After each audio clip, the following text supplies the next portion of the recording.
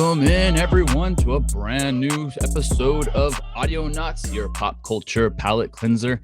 I am Eric Oldboy, online with the one, the only, Ren. What's going on, my man? What's up, everybody? Welcome back to a brand new episode. Brand new. Brand new, brand spanking new. In fact, I'm pretty excited because this is a very special episode. We have a guest. We've kind of decided this year that we want to have more guests.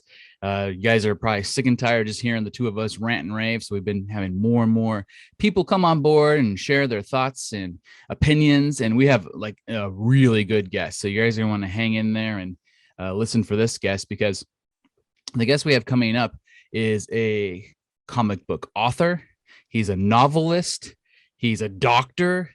He owns his own publishing company, and he's related to a really famous comedian and TV dad. So we'll get to that surprise later when he jumps on board, but I can't wait to talk to him. TV dad? Woo! Ooh, it's going to be good. It's good stuff. So what have you been up to, man? Not much, man. Do the usual. Something new I'm learning is 3D. Oh, yeah. You're the 3D master. You're becoming better and better at it by the day. I know we got a new 3D printer at work. Still trying to figure out what I want to do to make money off of it, because that's my favorite hobby. It's pretty cool. Like, I was a little intimidated, about 3D printing until we finally got one and we started messing around with it. And one of our coworkers, who's kind of a total 3D bro, real genius on this stuff. Yeah. He makes game pieces. He's into the Dungeons and Dragons. In fact, maybe when we do a smaller guest, not like this big time and we're doing now, we can bring him on and let him talk about his gaming, because he's a big gamer too. We've had guests that like gaming before. Yeah, he's a real smart guy. I think he's a mechanical engineer, so way smarter than us. But he's kind of giving us the pointers, the how-tos on how to do 3D printing. And I was intimidated going in, but after seeing how it works, it's actually really intuitive. Plug and play, baby. Our favorite. Virtually, yeah. I mean, there's a little bit of something to it, but I'll tell you what, if you're intimidated about trying out a 3D printer, it's really not that difficult. And what we've learned is there's a lot of people that have already created a lot of stuff online, so you don't even have to be an engineer. You can just pull it from online and print to your heart's content. Yeah, even like if you go onto like Etsy or whatever, they sell you 3D files, and you just download it, put it on a thumb drive, plug, press play, you're good. Yeah, it's pretty neat, all the things you can do. I saw, for the most part, we've been printing work type stuff, but I did see a Squirtle come out of it already. It looked pretty cool. Little Pokemon action. Oh yeah, that was like a test print. Yeah, make sure it works. Test print. Make sure it works correctly. I love it. Yeah, there's nothing wrong with that. But yeah, what else have you been up to? So you're gonna become a 3D entrepreneur on top of all your shirts and swag and fish and NFTs. Every time I talk to you, you're you're gaming the system, trying to create some sort of new gig.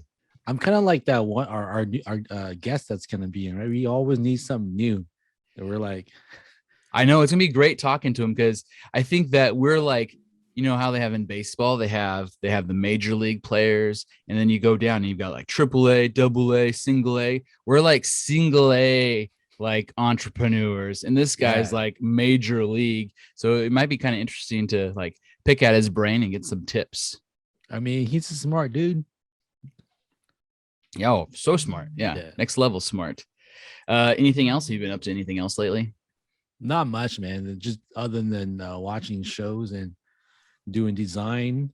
Oh yeah, we got something big coming design too. We got a new customer that's pretty that's big. Right. So excited for it, and hoping that we get more business out of them. So yeah, we are a graphic design company, so I'm pretty excited to work along with them. That's a fantastic segue, because here's hoping that our special guest brings us some new audience that hasn't already heard us do our spiel. But yes, Audionots is powered by Vigilante Design.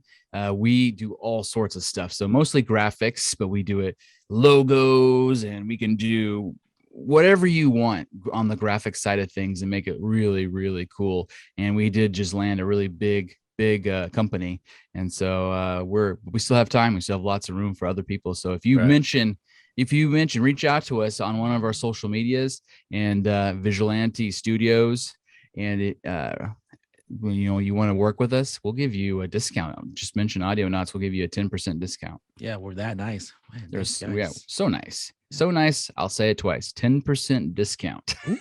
Just mention Audionots. So easy, dude. So easy. So let's get into the show. Let's start it up. Let's start off with the healthy stream. So I tell you what, man. I always start with Disney because Disney seems to always have something going on. Yeah. But they're going ham. They have all sorts of things getting ready to come out. So they finished the Boba Fett, the Book of Boba Fett. We talked about that, and they're getting ready here in just a few days. By the time you guys all hear this, a few days, we're gonna have ourselves some hot Moon Knight action, which I am super excited about. I mean, I don't know if I've been this excited in a long time because they'd promised that Moon Knight's going to give us that aggressive, more adult-oriented superhero action.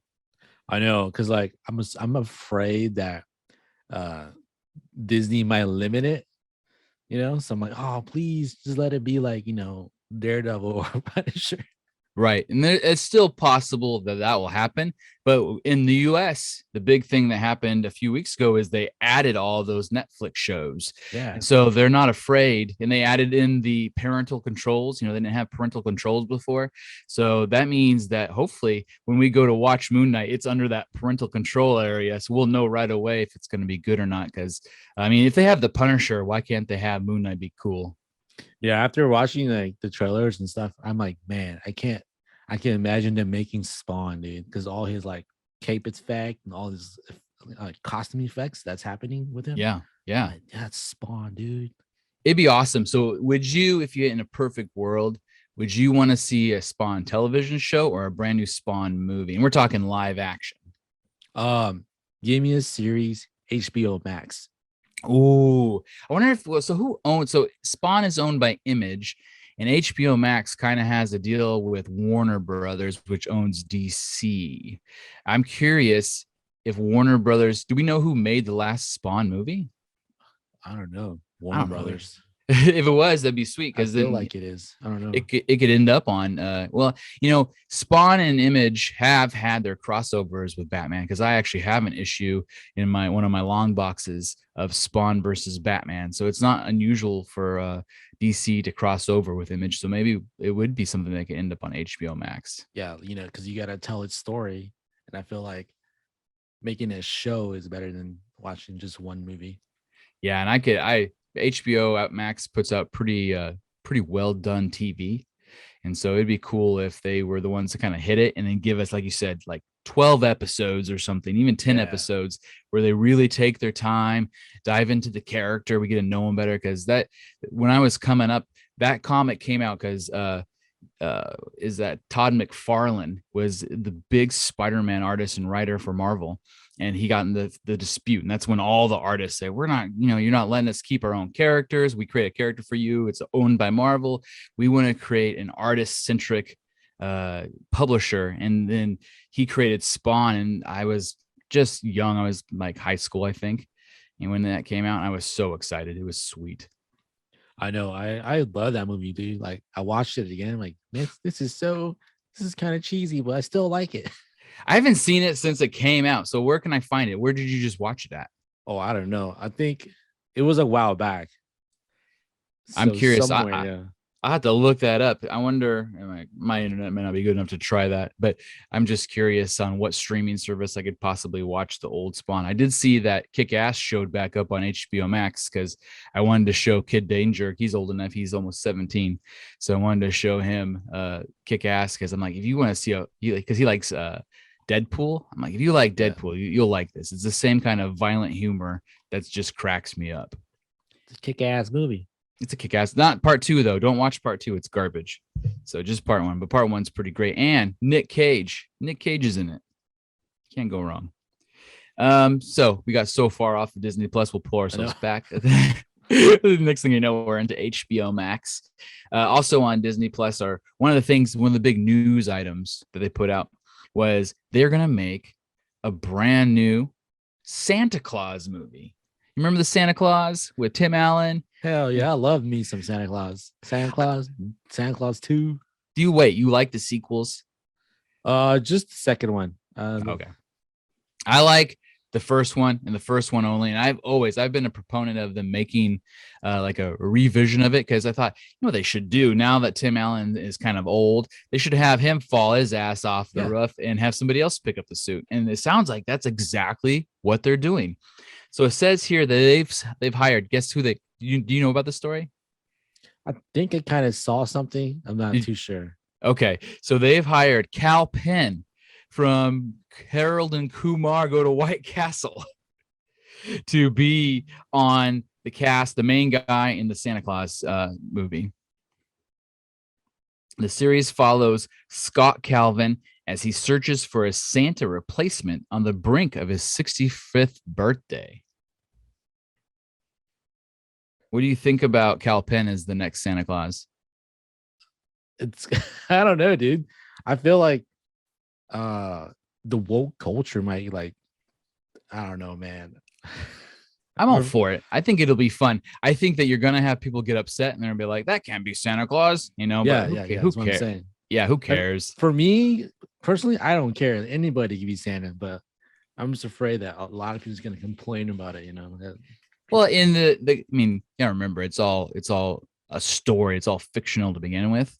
But in the story of the Santa Claus, anybody that gets the suit can be Santa Claus. It doesn't matter what race, what you look like, any of that stuff. It's all good. And Cal Penn, he's a funny dude, right? And he hasn't been super funny for a while because he was so busy doing real politics. You know, he was part of the Obama administration for a while, and then he came back and he's done a few things here and there. But he was the best when he was on Harold and Kumar. Oh yeah, and that one Ghost movie, the show.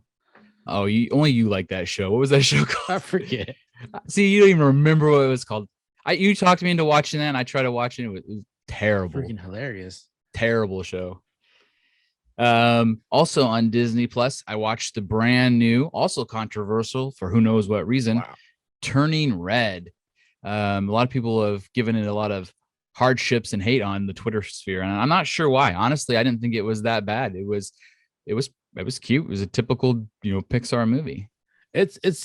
They're having issues with it because they're talking about, girls going through their monthly cycle thingy, and like, is that such a touchy subject that people get angry about, or what's going on?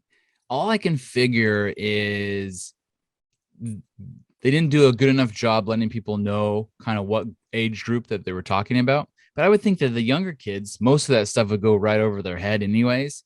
But they're clearly talking to preteens. It's a movie for young preteen girls specifically, because it's about the female puberty and that kind of stuff. But I thought the whole thing was kind of cute. It was well done. The characters were funny. I liked the voice actors that were involved. I mean, I don't know. In my opinion, it was decent. Yeah, I think your word describes the whole movie. It was cute. It was a cute movie, and I'm gonna leave it at that. So you didn't like it? Okay, we have to give a rating on this because I gotta hear. I'll tell you my rating first, so you can think about what you want to give this movie. And to be fair, everybody that's listening, this movie wasn't made for our age range. Yeah. We're old men at this point. So, but for me, it was cute. And honestly, I haven't seen a decent Pixar movie in a while. I felt like Pixar for the longest time had such a strong record they could not miss, in my opinion. Everything they put out was great. And then I think it was Inside Out that I was kind of like, whatever. And then from Inside Out forward, like the movies to me were all kind of like mediocre. None of them were bad, but none of them were like Toy Story or Nemo or Cars or the Invincibles or whatever they're called, the Incredibles. Yeah, they did not make Invincible. The Incredibles, they weren't quite to that level, at least in my opinion. It almost got to where they were a little too hyper focused on the message and not also making the movie entertaining. And I think they kind of lose some of the entertainment value when they focus too heavily on the message. Whereas I think if you have it entertaining first and then the message follows it, it's easier to accept the message. Right. But I would give it 6.5. Oh, nice. Mine's more like around 5. It was right in the middle. It's a cute movie.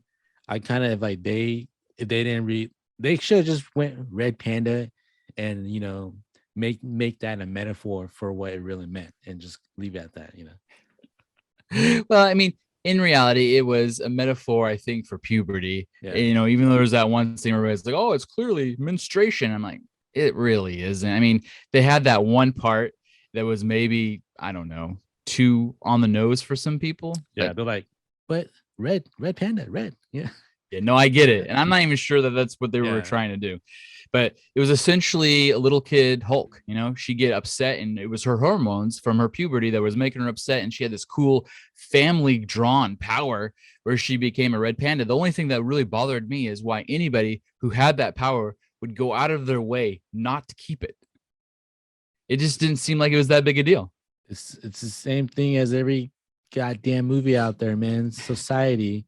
Why do you think Professor X and Magneto is always going to war? Yeah, that's true. That's true. That's funny. So then Disney did what they did best, and it's been a minute since we've been on here. They released all sorts of trailers. I actually had a poll on our Audionots Twitter account. I said, which is going to come out first, the Obi-Wan trailer or the Thor Love and Thunder trailer? And surprisingly, Obi-Wan came out first. I think that also won our poll, so our people were paying attention. So what did you think about the Obi-Wan trailer? Got me giddy. So giddy, right? Yeah. Oh, man. You like, even when you first hear McGregor's voice, took me back. Yeah, the fact that they're bringing back Ewan and he's perfect. He's aged into this kind of middle of the road Obi-Wan. We're going to get Anakin at some point, I guess, as Darth Vader. I mean, it's kind of funny they talk about it. You think there would be flashbacks at all where we see him as Anakin? Maybe just for like, him showing his face, probably. Just takes off his helmet for a hot minute. He's like, what's up? It's me. I'm Darth shit. Vader. So timeline wise, help me out. Is this before or after he got into the battle with Ahsoka, Darth Vader? I think it's before. Okay. Is Ahsoka going to be in the Obi-Wan series? Have you heard? I have no idea, but I don't know, man. I have no idea. I need to talk to my guru guy. Yeah, I think that's another guest, since we're getting guest happy, is we need to bring on our Star Wars expert and have him kind of give us the lowdown. Because like you see basically young Luke. So it has to take place, a few years after episode 3. Yes. Yeah. So yeah, exactly. It's because Luke is really young. He looks like he's 4 or 5 or something in the thing. So yeah, and then after episode 3, he was just born, so like yeah, because Padme died squishing him out at the end. Spoiler alert. Yeah, if you haven't seen it by now, you're not a real Star Wars fan. No one's worried about that. But yeah, I am super stoked. Of all the Star Wars shows they've done, maybe because they went with a smaller character in Boba Fett. They went with a completely unknown in The Mandalorian. And then now they're giving us something we've had before. It just feels so Star Warsy. I'm ready for it. Yeah, and they showed us the Inquisitors. Oh, live action Inquisitors. Come on. I saw people complaining on the Twitters that it doesn't look like the Inquisitors from the cartoon. I'm like, bro, they have like these weird cone heads. You can't do that to a real person. Yeah, he kind of looked like one of the bad guys from Dune. No, Mortal Kombat. The movie version, or no, just the game version. There's the character in there that looks just like him. Oh, okay. I forget what his name is. I don't know my Mortal Kombat well enough to know. But, he kind of looked like if Dave Bautista was an Inquisitor, is the vibe I was getting. But hey, it's cool. I'm down. Makes a little Megamind. Oh, yeah. Megamind. That's a good movie I haven't thought about in a long time. People should watch Megamind. Another trailer or teaser trailer that Disney gave us was Ms. Marvel. What did you think about the Ms. Marvel teaser trailer? I feel like it's the same with like Red Panda. No, yeah. 20 Red. Where, you've already renamed that movie. Yeah, like it's not. I'm not the audience for it. It looks to me like a Disney show that they just added a superhero like facelift on it, sort of thing. Yeah, I'm really curious if the tone of it is so for little kids Like if they're saying, hey, listen, we gave you guys Moon Knight and it's clearly for adults, it's okay if we give the kids something just for the kids, because Yeah, it does feel like it's been ripped right out of Nickelodeon's daytime schedule. yeah. And I kind of don't like the fact that they changed her powers. Like I wanted to see giant hands and stuff in there. Like, Well, she's essentially like the Green Lantern now, right? She had like yeah, these power bracelets on and yeah, she's able to like big manifest anything she hand. thinks about. Yeah, Yeah. I don't know. Maybe it's a cooler power. Maybe they're just trying, because my understanding is she shows up in the new Marvels movie, and maybe with Riri Johnson and Brie Larson and all those people. Maybe they just wanted to make her feel more Marvel-y. And the other thing they're doing is they're getting ready to give us Fantastic Four. There could have been a moment where they said, "Do we really want two stretchy people?" yeah, that's true. Yes, we do. I mean, to me, it's less concerning because Ms. Marvel, the comic, came out way after my heyday of Marvel. And so I haven't spent a lot of time reading Ms. Marvel comics, so I can't be offended by the change because I just don't know her well enough. Yeah, for me, I'm a '90s kid, Yeah. and so Miss Marvel, and it's the one with the black outfit with the lightning through it. Yeah. That's my Miss Marvel. It's ingrained in my head. That's Miss Marvel because This of is the X-Men's animated series. okay. Yeah, you watched a ton of that cartoon versus reading Yeah, tons of comics. So yeah, yeah, that's fair. Yeah, and everybody comes from different points, but I think that's okay. I mean, if you think about what was in those cartoons from the 90s versus what was in the comics from the 80s versus what's in the movies in the 2000s, there's an evolution. And the beautiful thing about comics in general, and I'm always kind of surprised when people get so worked up when they change comic book characters, they would change as a comic book reader. They would change from whoever was writing and illustrating, right? So one group of guys would come in and they would make it one way. And then the next guys would come in and they would completely revamp it. And these guys would come in, they'd kill somebody, like, oh no, they killed him. And then the next guy come in, nope, he's back alive. So we take it all so seriously that it's kind of funny. If it's good, it's good. I'm not too worried about it. yeah. It's kind of like DC versus Marvel. DC's all over the place. That's how Yeah. it is. Yes, that's right. But I like DC. Like that last Batman movie was fantastic. So it's just like I'm not too worried about you know, what Marvel does. I know they're gonna have hits and they're gonna have misses. And maybe this will be a miss for our age group. But I'll give them credit. They did have The Weeknd playing in the music on the trailer, and I like that. Oh yeah. So then when I was looking up trailers, I was looking up like Marvel trailers, and somehow, and I don't know when this came out, but I didn't see it all over the interwebs. But there was a She-Hulk teaser that was different than the one I'd seen in the very beginning.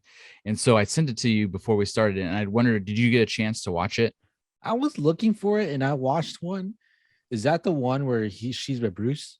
Yeah, there's a lot of Bruce. And Yeah. I was really concerned when I was watching it that I'm like, is this like fan made? But it was new Bruce I'd never seen before. So I think it's real. And it was on a channel that normally doesn't ever show fan made garbage. So if anybody's ever wondering, a lot of the trailers that we watch, or at least when I watch them, I get them from I go to YouTube and I go to Joe Blow. Joe Blow trailers. I know Joe Blow is a stupid name, by the way. So I hope I haven't offended Joe.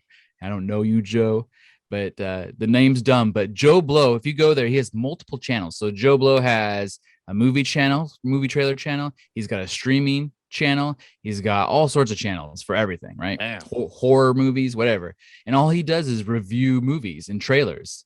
And so I always trust what they do because they always are the first ones. They always have them out there. They don't have a bunch of commercials shoved in them. They don't have to, like, nothing's worse than when you go on YouTube to watch a trailer for someone and there's some a-hole like us, like talking over it. Oh man, I go straight furious when that happens to me. Joe Blow, what a plug. Joe Blow, you love it. But so what did you think about the She-Hulk trailer? I was kind of excited because I had somehow missed it. I don't know how new it is. It was on his list of Joe Blow trailers, like the fifth one down. So it's got to be fairly new. But I didn't see it all over Twitter like I normally do. But I liked how much Bruce there was. I didn't realize it seemed like he's literally the co-star and not just a guest appearance. Did you? It was like him and like as Professor Hulk, right? Well, they showed a little bit of him jumping around, and he was on like it was a lot of him just as him, like as Bruce Banner, not as Professor Hulk. Yeah, maybe I didn't see that one then. Okay. Yeah, it was him. Like he was helping her like go through her journey because he had figured it out or something. Like, and it's like the voiceover is him talking about. And maybe I have been fooled, and this is a fan trailer that ended up on a place that doesn't normally show him. But he was talking about gamma radiation and how he's done this and done that, and he can help her and all this stuff. That was from the Adam Project, dude. It could have been. I mean, that wouldn't be the first time, but yeah, everybody should look it up and tell me. You guys can get to us on Twitter and let me know if I've been hoodwinked, if it wasn't a real trailer. But you know, what can you do? Moving on from the Disney friends, Netflix has had a lot of stuff, and we didn't. It's so funny. Both of us had watched this previous to our last podcast, and I had it on the list, and somehow we didn't talk about it because we got just busy, you know, talking about other things. And this is the TV show Guardians of Justice. Now, Oh and yeah. both of us at this point have seen it all the way through. So I'm curious, what's your opinion on the television show Guardians of Justice? Because I put a poll out, or maybe it was just a regular Twitter account. I said, hey, I honestly can't tell. I've watched this thing from start to finish. Is the Guardians of Justice genius or garbage? And it's been pretty 50-50. Some people are like, it's genius. Other people are like, it's garbage. What did you think? Genius or garbage? Well, I when I first started watching, like, this is actually pretty neat, pretty air quote genius at the time, you know? Yeah. And as I watched more and more, I'm like, this show is so trash, dude. And I've concluded that this show is trash. I don't care what anybody says. So yeah, because you were the one that convinced me to watch it. Yeah. And you've changed your tune. Because I was appreciative of all the media that he was using, and all the stuff that he's making fun of, you know, at the same time. Right. And it's like, I get what he's trying to do, but then for me, the whole show looked like a college project that was funded by Netflix. Oh, it did feel, you know, what was weird about it is he said, I'm going to use every type of media there is, but I'm going to be so relentless with it that you're never going to be able to get comfortable with the story. And maybe that was on purpose because the people he hired to be his main cast were such bad actors. Yeah. I mean, awful actors. And wasn't one of them a wrestler? I don't know wrestling. What was the wrestler? Dude, Diamond Dallas Page. Diamond Dallas. Is this his thing? One of these, like a vagina sign? Yeah. Diamond Dallas Page and his vagina sign is a terrible actor. There's a reason why this guy hasn't gotten a lot of acting gigs previously, because he's clearly pretty old. It looked like a pretty old dude. And he's kind of like the Batman knockoff. What do they call him? The Hawk or something? Nighthawk. And someone said you look more like an owl. And that was the one line from the entire series that made me laugh. But I also think this show has moments of brilliance, but you have to sit through a lot of garbage to catch it. Because there are some moments where you're like, damn, that was pretty good for what they're doing. But boy, the acting is awful. The story itself, honestly, if you can get past all the nonsense and the overuse of media, the jarring media switches, the story itself was pretty decent. Like the outline of that story was good. That's why I'm saying, like, at first it was genius, and then as you watch, there's too much trash compared to genius. So just like outweighed it. I'm like, damn it. But that's why I didn't like it. Yeah. Spoiler alert. So if you really do want to still watch Guardians of Justice and haven't already seen it, I'm going to tell you kind of like with the overarching plot. There's your spoiler alert. So the thing that I thought was kind of cool with the plot was how in the end, it was nothing more than a lover's quarrel. Like you had kind of like this trifecta of people that were like in love with each other. You had two superheroes and a villain. And they're all dudes, by the way, which made it even more interesting. And I found that really clever and interesting and something I hadn't seen before. And I feel like I said, I don't know if he did all the media stuff to hide the bad acting, but he could have done away with a lot of that and had a much better show. Yeah, I think it's a whole like thinking about the director sticking into the man and like, I'm gonna make my own stuff that's gonna be amazing, sort of thing. I guess. Yeah. In the end, it made me uncomfortable to sit through so many, like you couldn't binge it because it just wore you out. It was like the only show that felt like I'd run a mile. I was just exhausted every time I got done watching an episode. And so for me, I give it a solid 2. Yeah. If you took like Jupiter's Legacy, right? And yes. give him that storyline, it would have been way better. Yeah, agreed. Yeah, I agree. What rating would you give it though? Oh man, I don't know, dude. I freaking hate that show. I'll give it 1. They're gonna give it a negative. I'm like, I'm not sure we've ever given anything a negative. I mean, it's only a matter of time. Also on Netflix, I don't know if you watched it, but I've watched a couple new shows. I want to get to these before the big movie that I want to just rave about. Netflix released a show that I absolutely adored. And I've been talking about it for a long time. And I kind of was so hyped for it that I forgot that it was coming out and it kind of flew under the radar. And I'm talking about the animated series Cuphead. Oh yeah, dude, that went like this to me. Did you see any of it? No. It's great. So if you like Cuphead, the video game, I highly recommend Cuphead, the TV show. It's exactly like the video game. It's set up to kind of play like the old Disney, like 20-minute cartoons or the old Looney Tunes type cartoons where Cuphead and Mugman, they're brothers. They kind of fight with each other and then they get into all sorts of like, stuff. They get into a lot of trouble along the way. They're troublemakers, especially Cuphead. Cuphead's kind of a douche canoe, but it's funny. It's beautiful. I just love the way it's animated. I love that style. It feels like adult Disney, but it's not so adult that kids probably couldn't watch it. Honestly, Yes. I think a kid could watch it, no problem.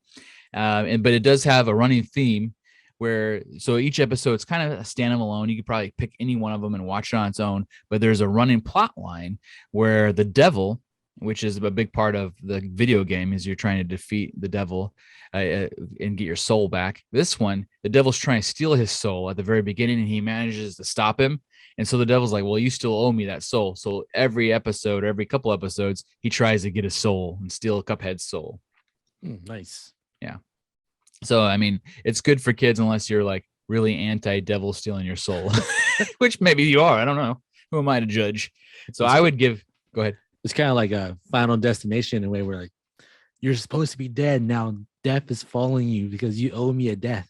It's essentially the idea, yeah. Because he at the very beginning he's playing like a game, and the game is bet your soul, and he's super good at it, and he accidentally messes up and loses, so he loses his soul, but they manage to stop the process, and so yeah, he owes the soul to the devil, and the devil wants to collect.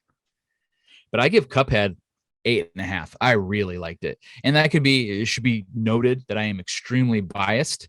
This is one of my favorite games that I've put a lot of time in, and I don't play a lot of video games anymore in my old age. So it's one of the games that I played a lot when it first came out. I own the record. I bought the special one, and I own like a 45 record of all the music from the video game. Wow. I've got figurines. You can't see them in the dark, but they're back here in the corner. I think I've showed them off in the past. So I am extremely biased, but I liked it. It didn't let me down as someone who's a fan. Nice. Looks like it. I guess.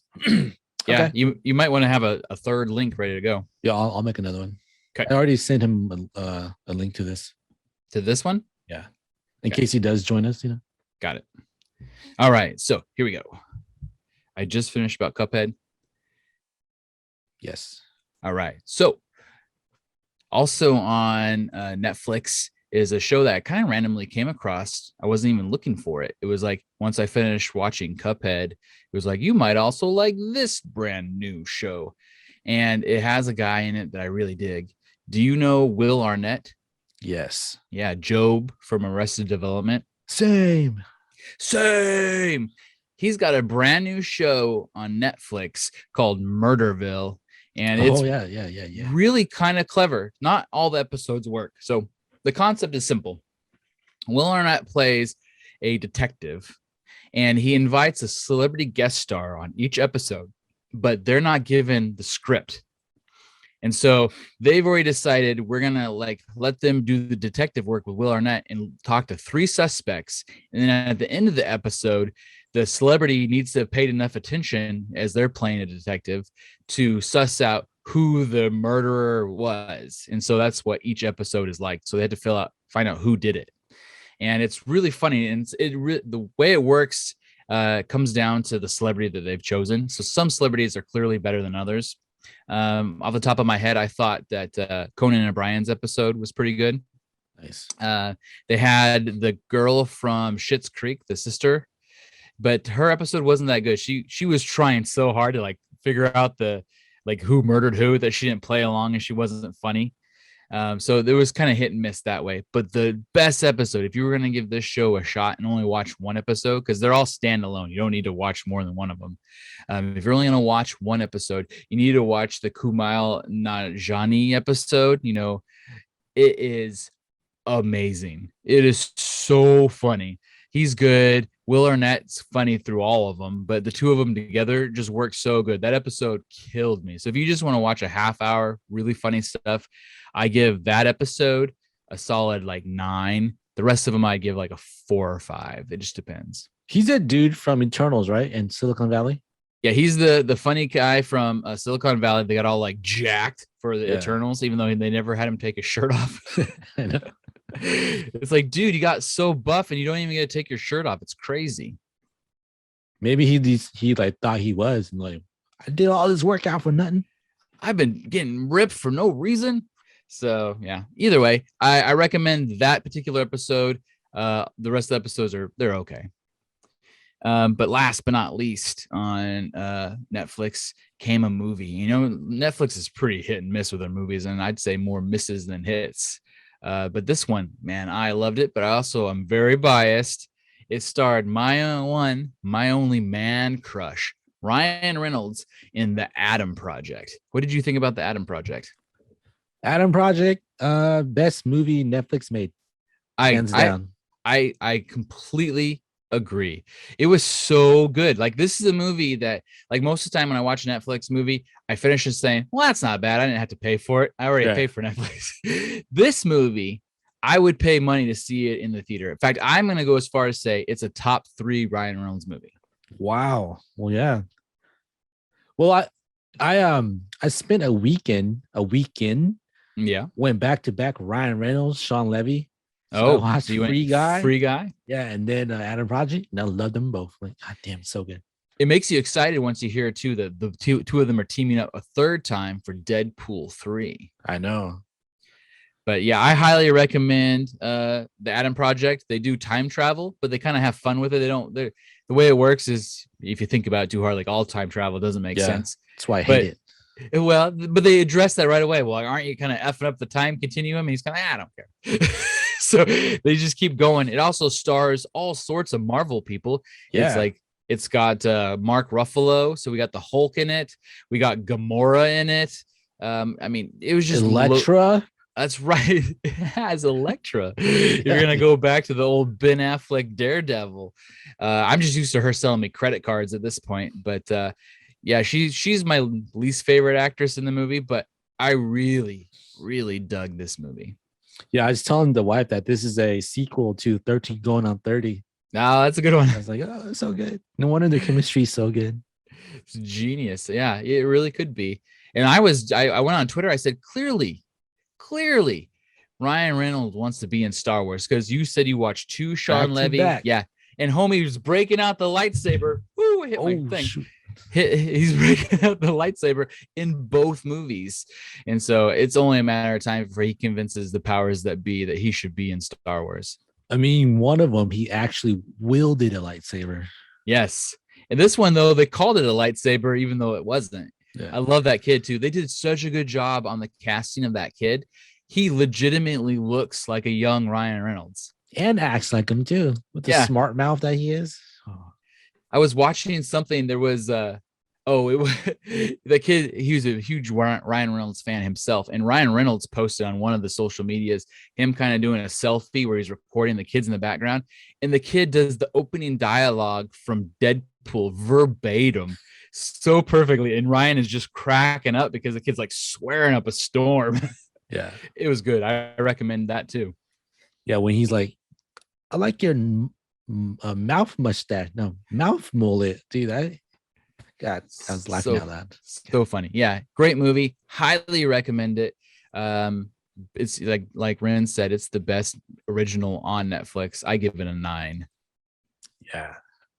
9 nuts. Ooh, so nutty. So nutty. Over on Hulu, I'm not going to spend a ton of time here. The wifey convinced me to watch a show that I'm going to warn the rest of you to ignore, called Life and Beth, which, kind of a clever title. I'm okay with that. Starring Amy Schumer. Some people really have hard feelings about Amy Schumer. I could go either way, but it's stupid. I do not like it. It's a dramedy, and it tends to be more drama for someone who's a comedian than it is a comedy. Is that the one with Michael Cera? Yeah, so I don't even know when Michael Cera comes out, because Oh, we've watched the first 3 episodes and I haven't seen him yet. So I don't know when he comes out, because she starts off with one boyfriend and breaks up with him by episode 2. So I'm assuming Michael Cera shows up as the new boyfriend down the road. man, But that's it hasn't. so weird. I don't know if I can stick with it enough to see that kind of come to fruition. I mean, Michael Cera and Amy Schumer, I just can't see that. Yeah, it's a weird pairing. It's like them casting J Lo and what's that guy with the cricket nose? Owen Wilson. Oh, In that one movie, like such an odd you're pairing, like, dude. you're like, J-Lo's not gonna go out with Owen Wilson. But Michael Cera is a weird guy, so he probably would go out with Amy Schumer. And honestly, to be fair, she's a better dramatic actress than I would have ever guessed. And so it's a very light satire. The humor is very dark and subtle, and that's probably the problem. Because it's so kind of laid back with the jokes that you're kind of like, all right. My wife didn't even like it, and she was the one that recommended it to see. She had heard about it, wanted to try it. She's an Amy Schumer fan, though. Oh, so that's so her maybe bias. if you're a Schumer fan, you'll like it. It is her bias. She took me to an Amy Schumer concert once, and it wasn't bad, but it wasn't great either. So maybe I'm biased, and I just don't like Amy Schumer that much.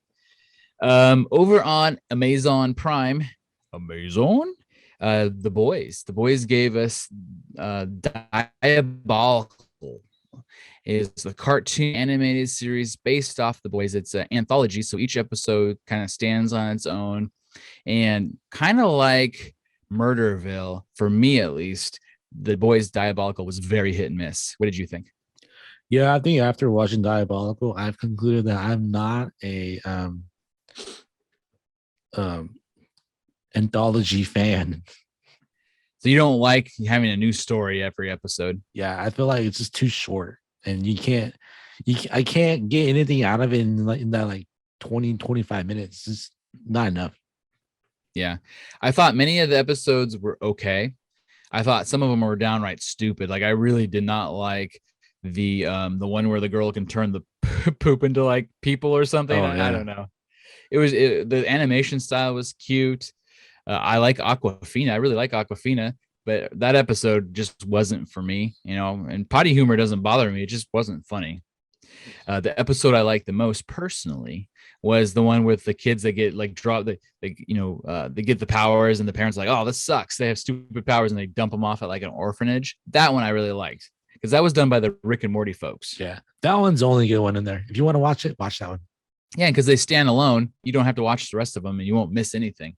And plus, it has Justin Roland's voice, and that's always a win because he's just sounds funny. And my favorite was that slow-mo guy. God, that's so funny. He's like, and he's like choking him in slow motion. You're like, how come he just doesn't stop him? No. But yeah, so I would give that episode, the Rick and Morty episode, I'd give it like an 8. The rest of the season, I'd put right in the middle. I'd give it a 5. Yeah. Over on HBO Max, I've been watching all sorts of stuff. There's a couple new shows that you may or may not have seen. And one I can give a recommendation to. The other one I haven't watched enough yet to recommend fully. So the first one you probably haven't even heard of, but I just randomly picked it because it said, hey, look at this new show.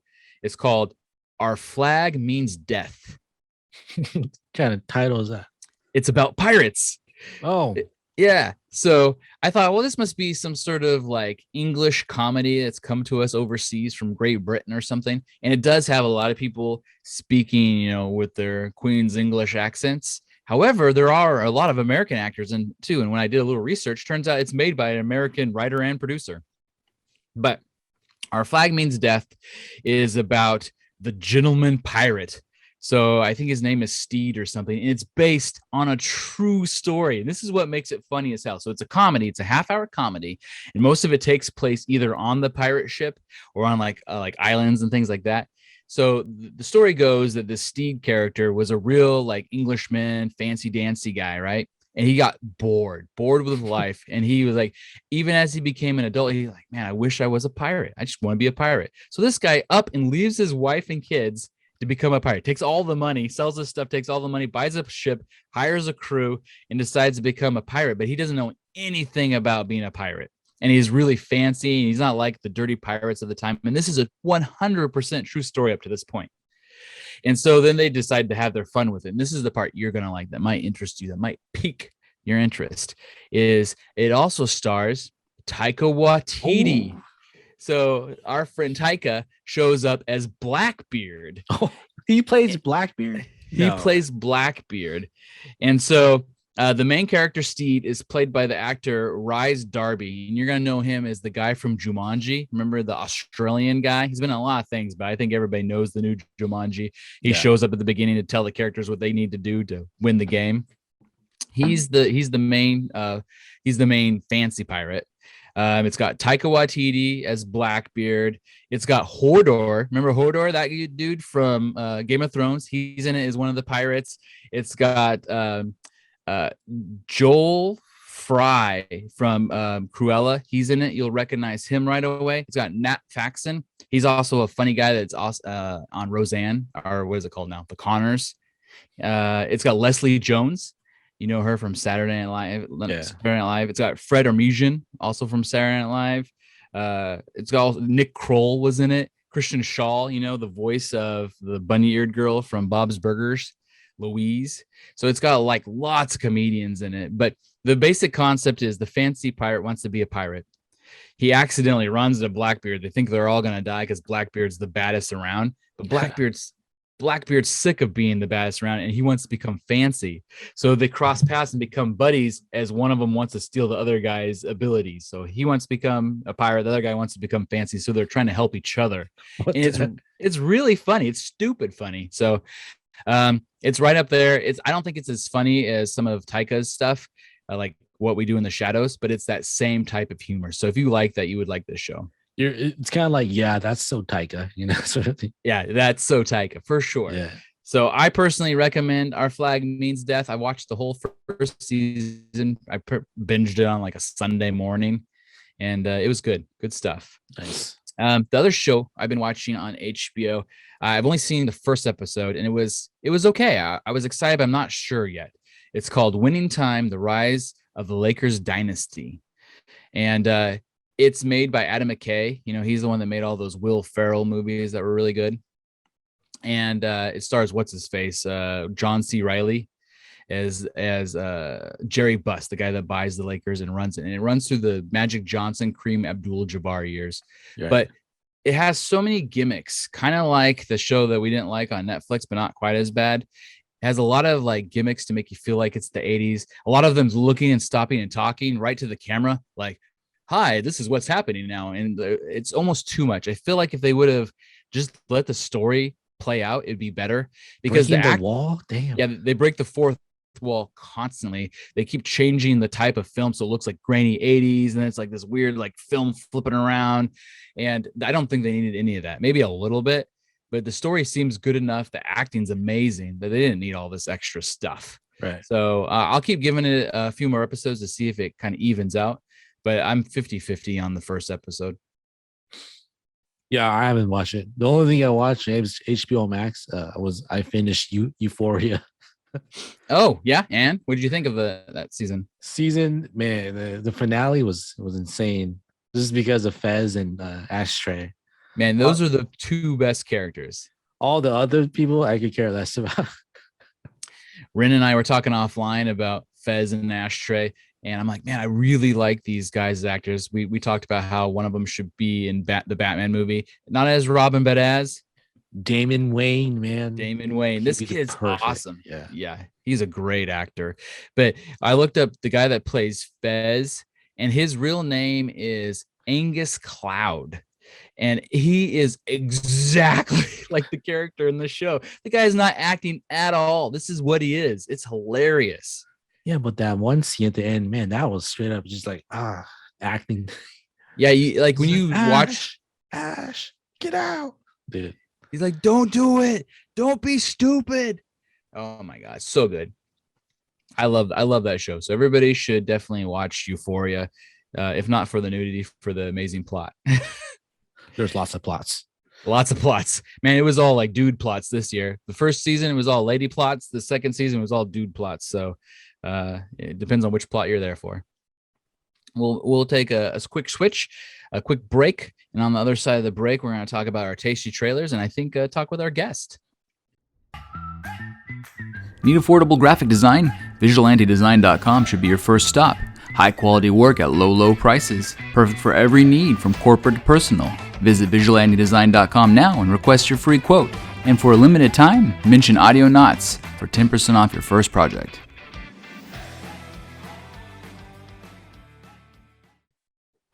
And we're back. Okay. I got some hot, tasty trailers. Not a ton of them, but a few. Did you see the trailer for the new Jurassic Park movie, Jurassic World Dominion? Yeah, man, everywhere. I went to the movies, they played it, watched it at home. My wife loves it, so I've seen it like a few times. So let me ask you this. Are you excited about this movie? Or are you just going to watch it because you feel like, well, I've seen all the other Jurassic Parks? Well, after I watched it and shared it with my wife, like, you know what? I'm actually kind of hyped about this movie. Really? What's making you hyped about this one? I think the fact that they're putting everything together and it's just like shit's is happening.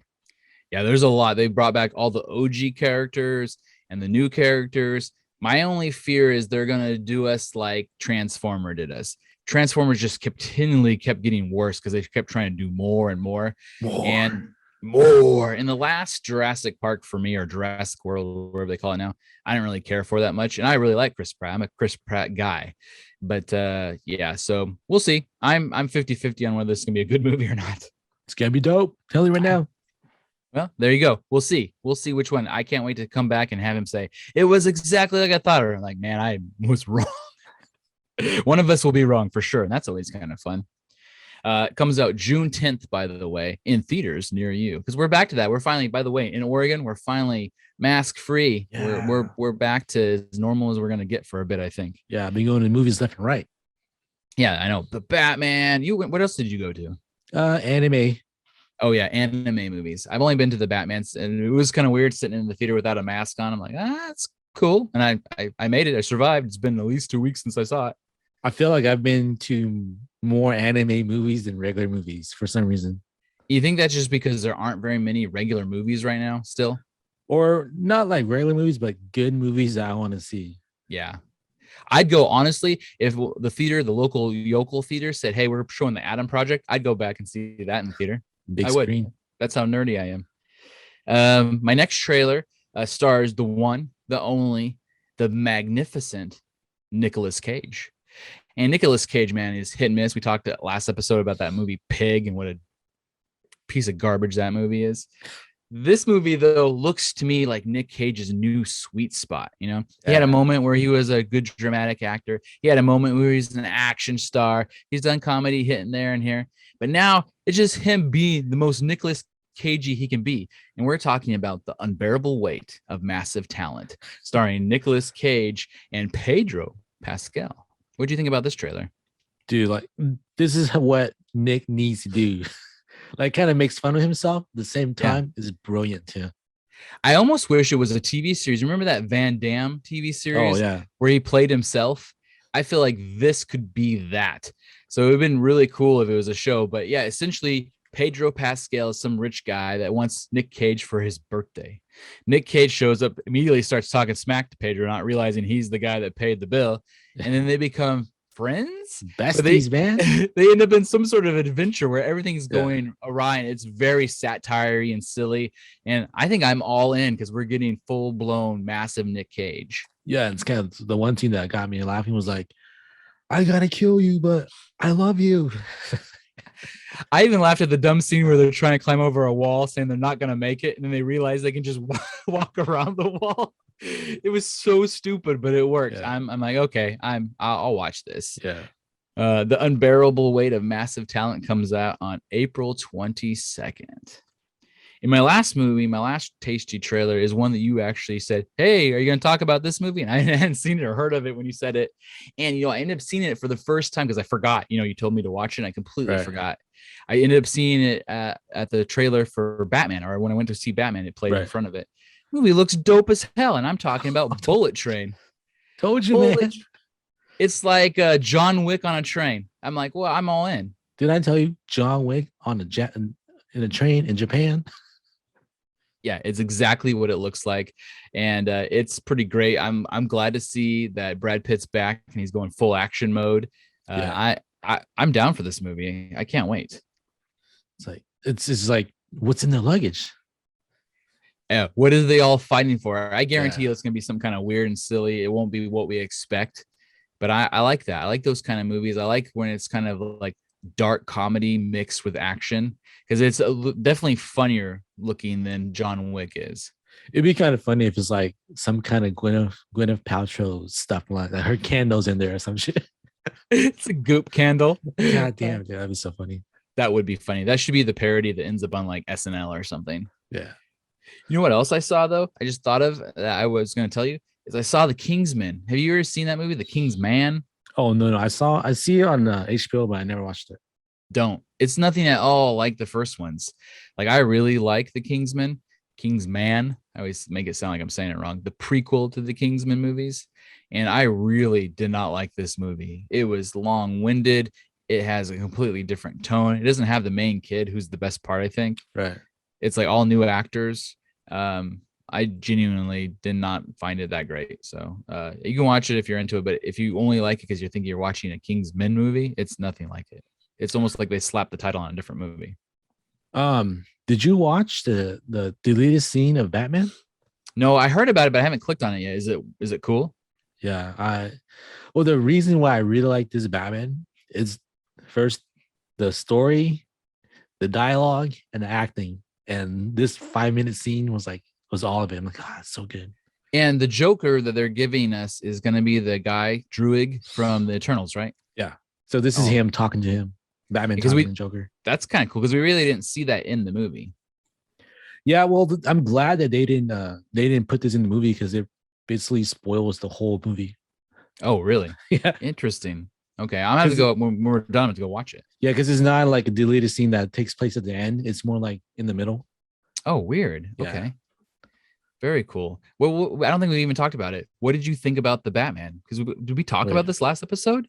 I don't know. I feel like we were gonna go see it. Maybe. Oh yeah, well, like I said, I love the Batman for his dialogue, its acting, and storytelling. What did you dislike about the Batman? It was too long. Yeah, it's too long. And that's what everybody said. Like, to me, it's one of the best Batman movies I've ever seen, only to fall behind what's the Joker one? Dark Knight. Dark Knight. Yeah. Yes. Dark Knight. The Dark Knight one is still my favorite because Heath Ledger, I just thought was epic. But yeah, I'm not a fan as much of a lot of the other ones, but I really liked, and I wasn't sure that I would. I was not sure how I was going to like Twinkle Toes as Batman, but he did a good job. I mean, it was a little bit more gothic-y. The movie was a little bit slower.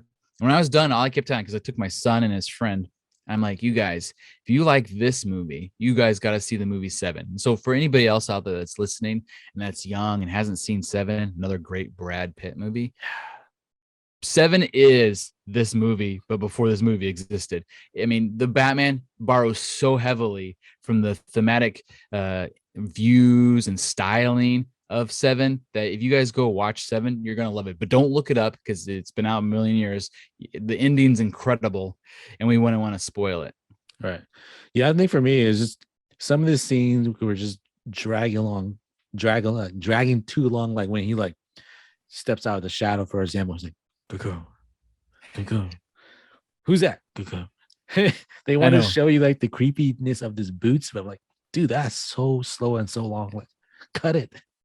Well, I think what happens these days is the internet fans like throw such fits about the director's cuts on these stuff. Yeah. The studios are afraid to make these guys edit. And they're all great filmmakers, but every great filmmaker, every great director, they need a great editor, and everybody's so afraid to edit it down anymore that things have to be like 3+ hours. It really doesn't. That movie would have been fantastic if it was a tight 2.5. Yeah, and my other gripe was like towards the end, it gave me like Lord of the Rings vibe, where like it's gonna end. No new scene. Oh, now it's gonna end. New scene. Like It did feel like it was about to end about 4 times. yeah. I'm like, what the heck? Is this movie going to end or not? It's crazy. It's surprising. Yeah, well, but overall, I really, really enjoy it. Cool. Very cool. All right. Well, I got two news stories. So I think it's time for the news jacuzzi before we get with our guest. All right. So our first news jacuzzi story is a pretty interesting one. You know, I've learned that I should probably read ahead on some of these before I think this is a funny headline. And then we go over and we're like, oh, that's sad and depressing. We probably shouldn't have talked about that. This one's a funny headline, sort of. So the headline reads, Pants Panther dies after being ejected through his sunroof while masturbating to porn on cell phone. Hold on. Can you repeat that again? Pantless driver dies after being ejected through his sunroof while masturbating to porn on his cell phone. I mean, so how does this happen? Do you think that you're just in a hurry? Like, man, I gotta get a wank in, but I also gotta be at a meeting. Or like, is that like part of the fetish? How do you get ejected out of your moonroof? So the car crashed and rolled. Oh shit. I was imagining like a airplane where it was eject.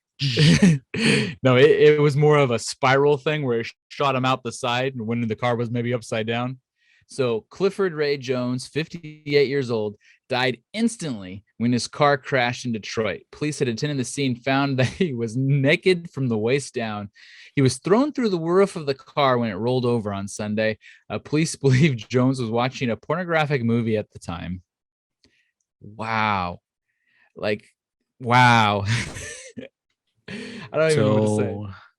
Don't watch porn while driving. Maybe if it's a Tesla. I mean, if you could go hands free.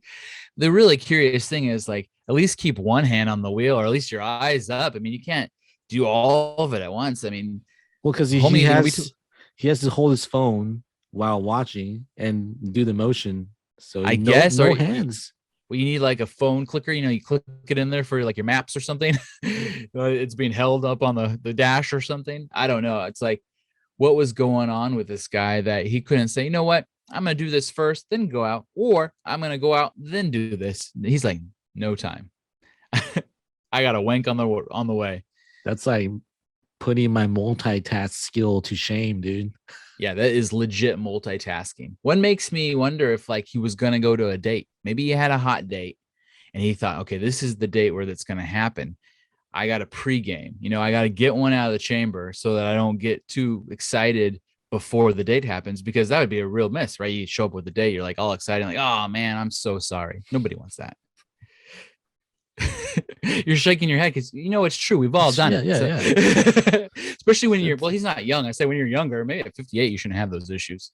But young men are always cocked and ready to fire. So my second story is one that I'm really excited about. This is actually a promotion from Pepsi. You know, I don't know if people know this, but I used to be a big Pepsi drinker, and I've moved to keto, and I'm not doing well. I should be doing keto right now, but I'm not doing keto right now. I'm doing low carb, low sugar. But I switched from Pepsi to Pepsi Zero, which is delicious, by the way. I don't know what they put in the zero. It's probably giving me cancer. It's probably going to kill me for sure. But holy crap, it's delicious. Well, Pepsi, they like to get, you know, attention once in a while and do their own thing. And they've got this new deal that they just made where they're going to make a maple syrup Pepsi. Let me ask you this. Would you try maple syrup Pepsi? Oh man, I don't know. I'm not much of a soda drinker myself anymore. Yeah. But I guess I'll try it for the sake of trying. I love I love me some Pepsi, and I love me some maple syrup. It's like Pepsi good, maple syrup good. I'm all for it. So Pepsi's teamed up with IHOP, our friends at IHOP. You know, they're the International House of Pancakes, Yeah. and they're making a limited edition of this new Pepsi. They're going to also have Pepsi apple pie, Pepsi Coca-Cola. Wait, what? Fusion? This is like the Marvel and DC. What's going on here? This once again me not reading the story all the way. We're becoming excited together. I'm really Pepsi apple pie also sounds good to me, but Pepsi Coca-Cola, I'm not even sure. My mind's kind of blown because they kind of taste similar, but not the same. Pepsi Peeps and Pepsi Cracker Jack are just some of the varieties that they're going to put out. So, wow, that's pretty fantastic. So Pepsi announced today that they have teamed up with IHOP.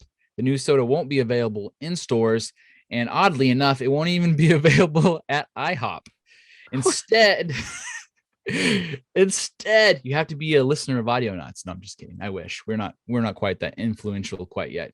Instead, you have to use a common promotional method that allows it to be given through a giveaway. So from now until March 29th, soda lovers are being asked to use either their Instagram or their Twitter account to post a photo or a video of a stack of pancakes tagging IHOP, and the hashtag says, show us your stack.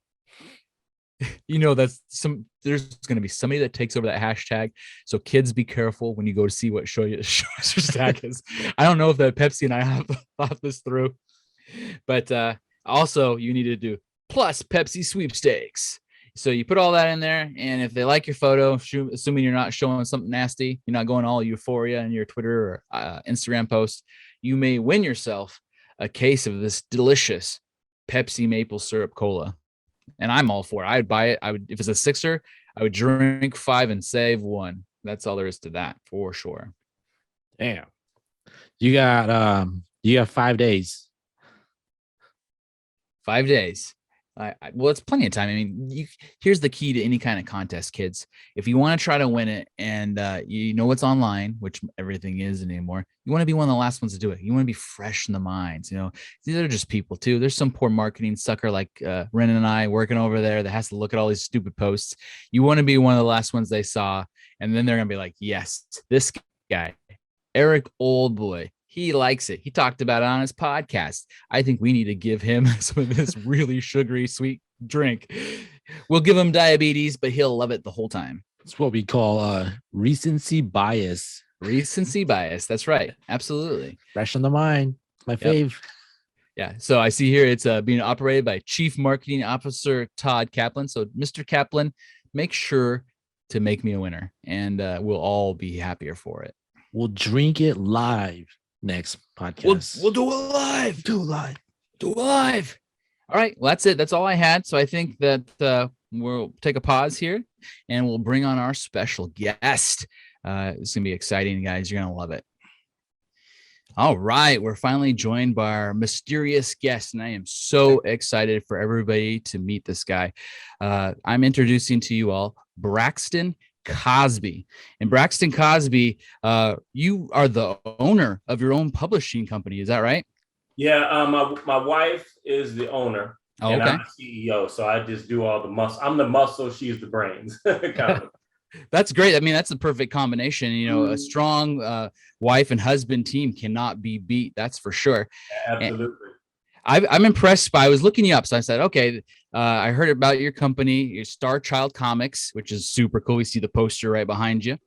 And I was looking, I'm like, wow, this guy has done everything. Like, you are an impressive individual. Oh, thank you. Thank you. I mean, it's really something. I was looking it up and I was like, holy smokes. So you are a doctorate in physical therapy. Is that correct? Right. Yep. That's it. So are you Dr. Cosby? I mean, is that really? If you want to say that, yeah, that's what it would be. Entitled, yes, man. Yeah. I tell you what, Ren and I in our real lives work with doctors. And I tell you what, those guys don't let a moment pass by where we don't call them doctor, whoever they are. So the fact that you, it's no big deal, is really pretty cool. Thank you.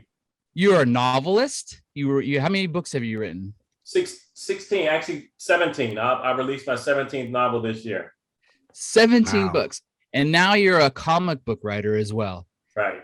That's impressive. So I think that I'd like to start off by maybe talking about some of this comic book stuff. So tell us about your journey from all this stuff. From you went through college, you became a physical therapist, then you became a novelist, and now you're doing the comic book thing. How did this happen?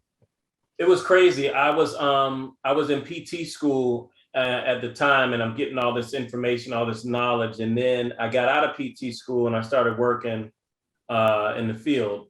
And I was actually at church one day. It was crazy, and the pastor was preaching. He was like, "Hey, I feel like God's telling me that there's somebody He wants to use to do something that you might not even think you're prepared to do. And what would that look like? How would you know? Maybe you can start praying and just asking God to show you." So I was like sitting there, I'm like, hey, what would you want me to do, God? Yeah, and it was crazy. I literally heard write a book. Oh, wow. Right. And I'm like, write a book on what? And then so I'm a big movie fan. I really love movies, even more so now just with the industry that I'm involved in. And I was like, well, what would I write? And I was kind of this again, I'm having this conversation. And it's like, how you go see a movie you like and you're like, man, that would have been really cool if they had just done this, It was good, but if they had done this little thing, it would have been really cool. So all those things that I remembered in movies that I thought would be really cool, God was like, put them in your own books. Yeah, do your own thing. So that's what I did. So I started writing these stories, and I was just putting all these cool elements in. The first series that I wrote was a Star-Crossed Saga, which was like a young adult, kind of Romeo Juliet kind of a vibe to it. Yeah. This bounty hunter who travels to Earth to kill this girl who's a star child, and she's got Star Child. Oh, is that where that came from? Is that the wow? So we'll dig into that. The origin story right here. Right, and then so he gets to Earth, and his ship has a machine in it that he has to actually load her into to kill her, because she doesn't know. She's just 17 years old. She thinks she's a regular teenager, has no clue of her alien heritage. And his ship, when he crash lands, is actually damaged. And while his artificial intelligence is making repairs, he decides he's going to shadow her, because he still isn't convinced that she doesn't know who she is. And before you know it, he just falls in love with her. And now he's got to make that decision if he's going to go through with it once the machine has been repaired.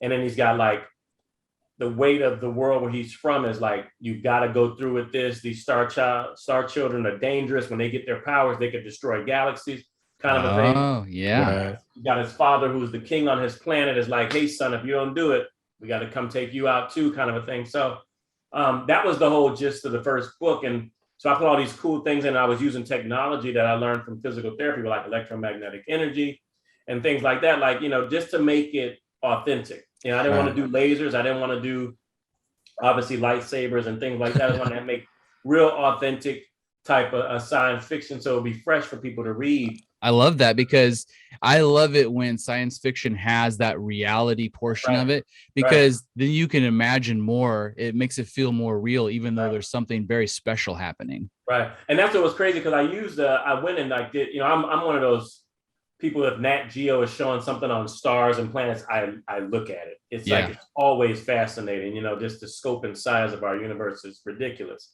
So I did some research. What was the next possibly inhabitable planet? And it was this planet over in Proxima Centauri. Mm-hmm. So I just basically started writing out of that. So I wanted people to kind of have these Easter eggs. Like if they see something in my books, they might be like, hey, find that somewhere. And then just kind of do some research, and you'll see it's based on real science, So I did that, and I ended up writing the whole series, whatever. And then, and we published it on I did it with a couple of publishers at first, my first book, Protostar. And one company went under, another one was doing some stuff I didn't really like, as far as like not really giving me a lot of control. So I was like, I really want the autonomy on these books, So I bought back the rights, and then we opened up Cosby Media Productions. Mm-hmm. And I just started publishing my own stuff through that. And then we ended up just running into authors who were really wanting to get into the game. And I was learning so much along the way. I said, you know what, we partner with authors. We don't take your money. We're not here to take your products or whatever. We're going to teach you everything we know, put together videos and trailers for you and everything, and even a lot of authors that we rebranded them. Yeah. Kind of just using what we knew, and we give high royalties and everything, and it's just more of just like it's almost like a family, you know. Right. People give me their ideas, what they want the covers to be like. I'll kind of go into designing them, and I'll send it to our cover artists. They'll put together their magic and send it back. And I feel like the one thing we wanted to always do was, even though we were indie, we didn't want to look self-published. So yeah, that's big. When people come to you and they pick up the book, the inside has to look right. You know, you got to have the headers and footers and page numbers and everything. It has to be industry standard. And then the covers have to obviously look good. People, when they tell you you can't judge a book by its cover, they're lying. You know? That's absolutely right. Yeah. You know, it has to look a certain way. So we take pride in doing that. So as we started rolling along with that and getting these things done, one author named Keyshawn Dodds, who did the Menzuo series, he had been writing for years, and he was just looking for a home for Menzuo. He'd already written 3 of the books that we published, and he wanted to rebrand them. So we gave him a new face, new logo, the whole 9 yards. And another buddy of mine was writing, and he said, "No, I'm actually writing a superhero series called Majesties of Canaan." I'm like, "What is that about?" You know? And he told me, and I was like, "You know what? I'm just going to write something for young folks." I was just going to write a superhero series. And I actually thought of it more of a joke in the beginning. Really? But then as the story started to evolve, I was like, this is actually a dope idea, you know, with the cape. And so before you know it, here we are. We're like, we keep bringing more people in, and we have over 30 authors under our stable with Cosby Media Productions. And then before you know it, we looked up and we had 16 superhero novels. Wow. Right. And all connected universe. They all reference each other, you know, but none of the characters had ever come together until we wrote Infinity 7, which was like our Avengers team up. Yeah. So we took my guys from the Cape. We took Menzuo, and he has a couple of guys who kind of ball with him, Lucio and Desmaros. Yeah. And then we had Majesties of Canaan, which is 7 guys. They're not even on this poster. I mean, we have too many heroes. So they all kind of teamed up. And I said, you know, the next evolution of this is what? And I remember last year sitting with 3 of the other authors, Dan Payton from the Bark series, Lawrence St. John from Metatron, and Keyshawn from Menzuo. And we were like, what if we did a Kickstarter and we actually got this thing funded to do some comics? Oh, yeah. They were like, oh, yeah, change like the first book into a comic. I'm like, no. Let's just keep extending our story. You know, we don't want to go back and rework anything. We use the books as a nice foundation of origin story, lore, whole world already established. And now we're giving people the visual representation of what that looks like as we continue to tell that story. So it's no different from taking a comic and then making a movie, you know, without the origin stuff again, because that just kills, you know, you keep looking at the same movies. Like, look, I don't want the origin anymore. I know how Batman started. I know how Spider-Man started. Exactly. Let's just go somewhere else, you know? And so that's what we did. And we got the Kickstarter funded. And here we are. I was recruiting like crazy to get all these artists because, man, I mean, to make a comic is not just expensive. It's actually time consuming. Oh, I'm sure. Yeah. And so we had to like get a group of artists really to work on these 4 comics in order to get these things launched. And it's crazy. Once you get on social media, you just start pushing out stuff. People start coming into your DM. Hey, I do this. And I'm like, okay, send me some pictures. And I look at them, I go, what's your rate? And they go, well, I do it for this much. Well, can I get it at this much? You know, and then we start negotiating. I got some fantastic artists, man. I got a group down here in Atlanta, Fantasy Art Studios. Those guys are amazing. They did the Bark series of comics for me. I got this guy out of Brazil named Bruno Abidas, and he did work with Marvel before. So Bruno's like off the charts talented. And then we got Marcelo Salazar, and he did both Metatron and Menzuo. And he's finishing up Metatron now. I keep seeing the stuff that he's sending me, and it's just blowing my mind how amazing he is. And then I ended up getting one more guy came along for another series that I've already written.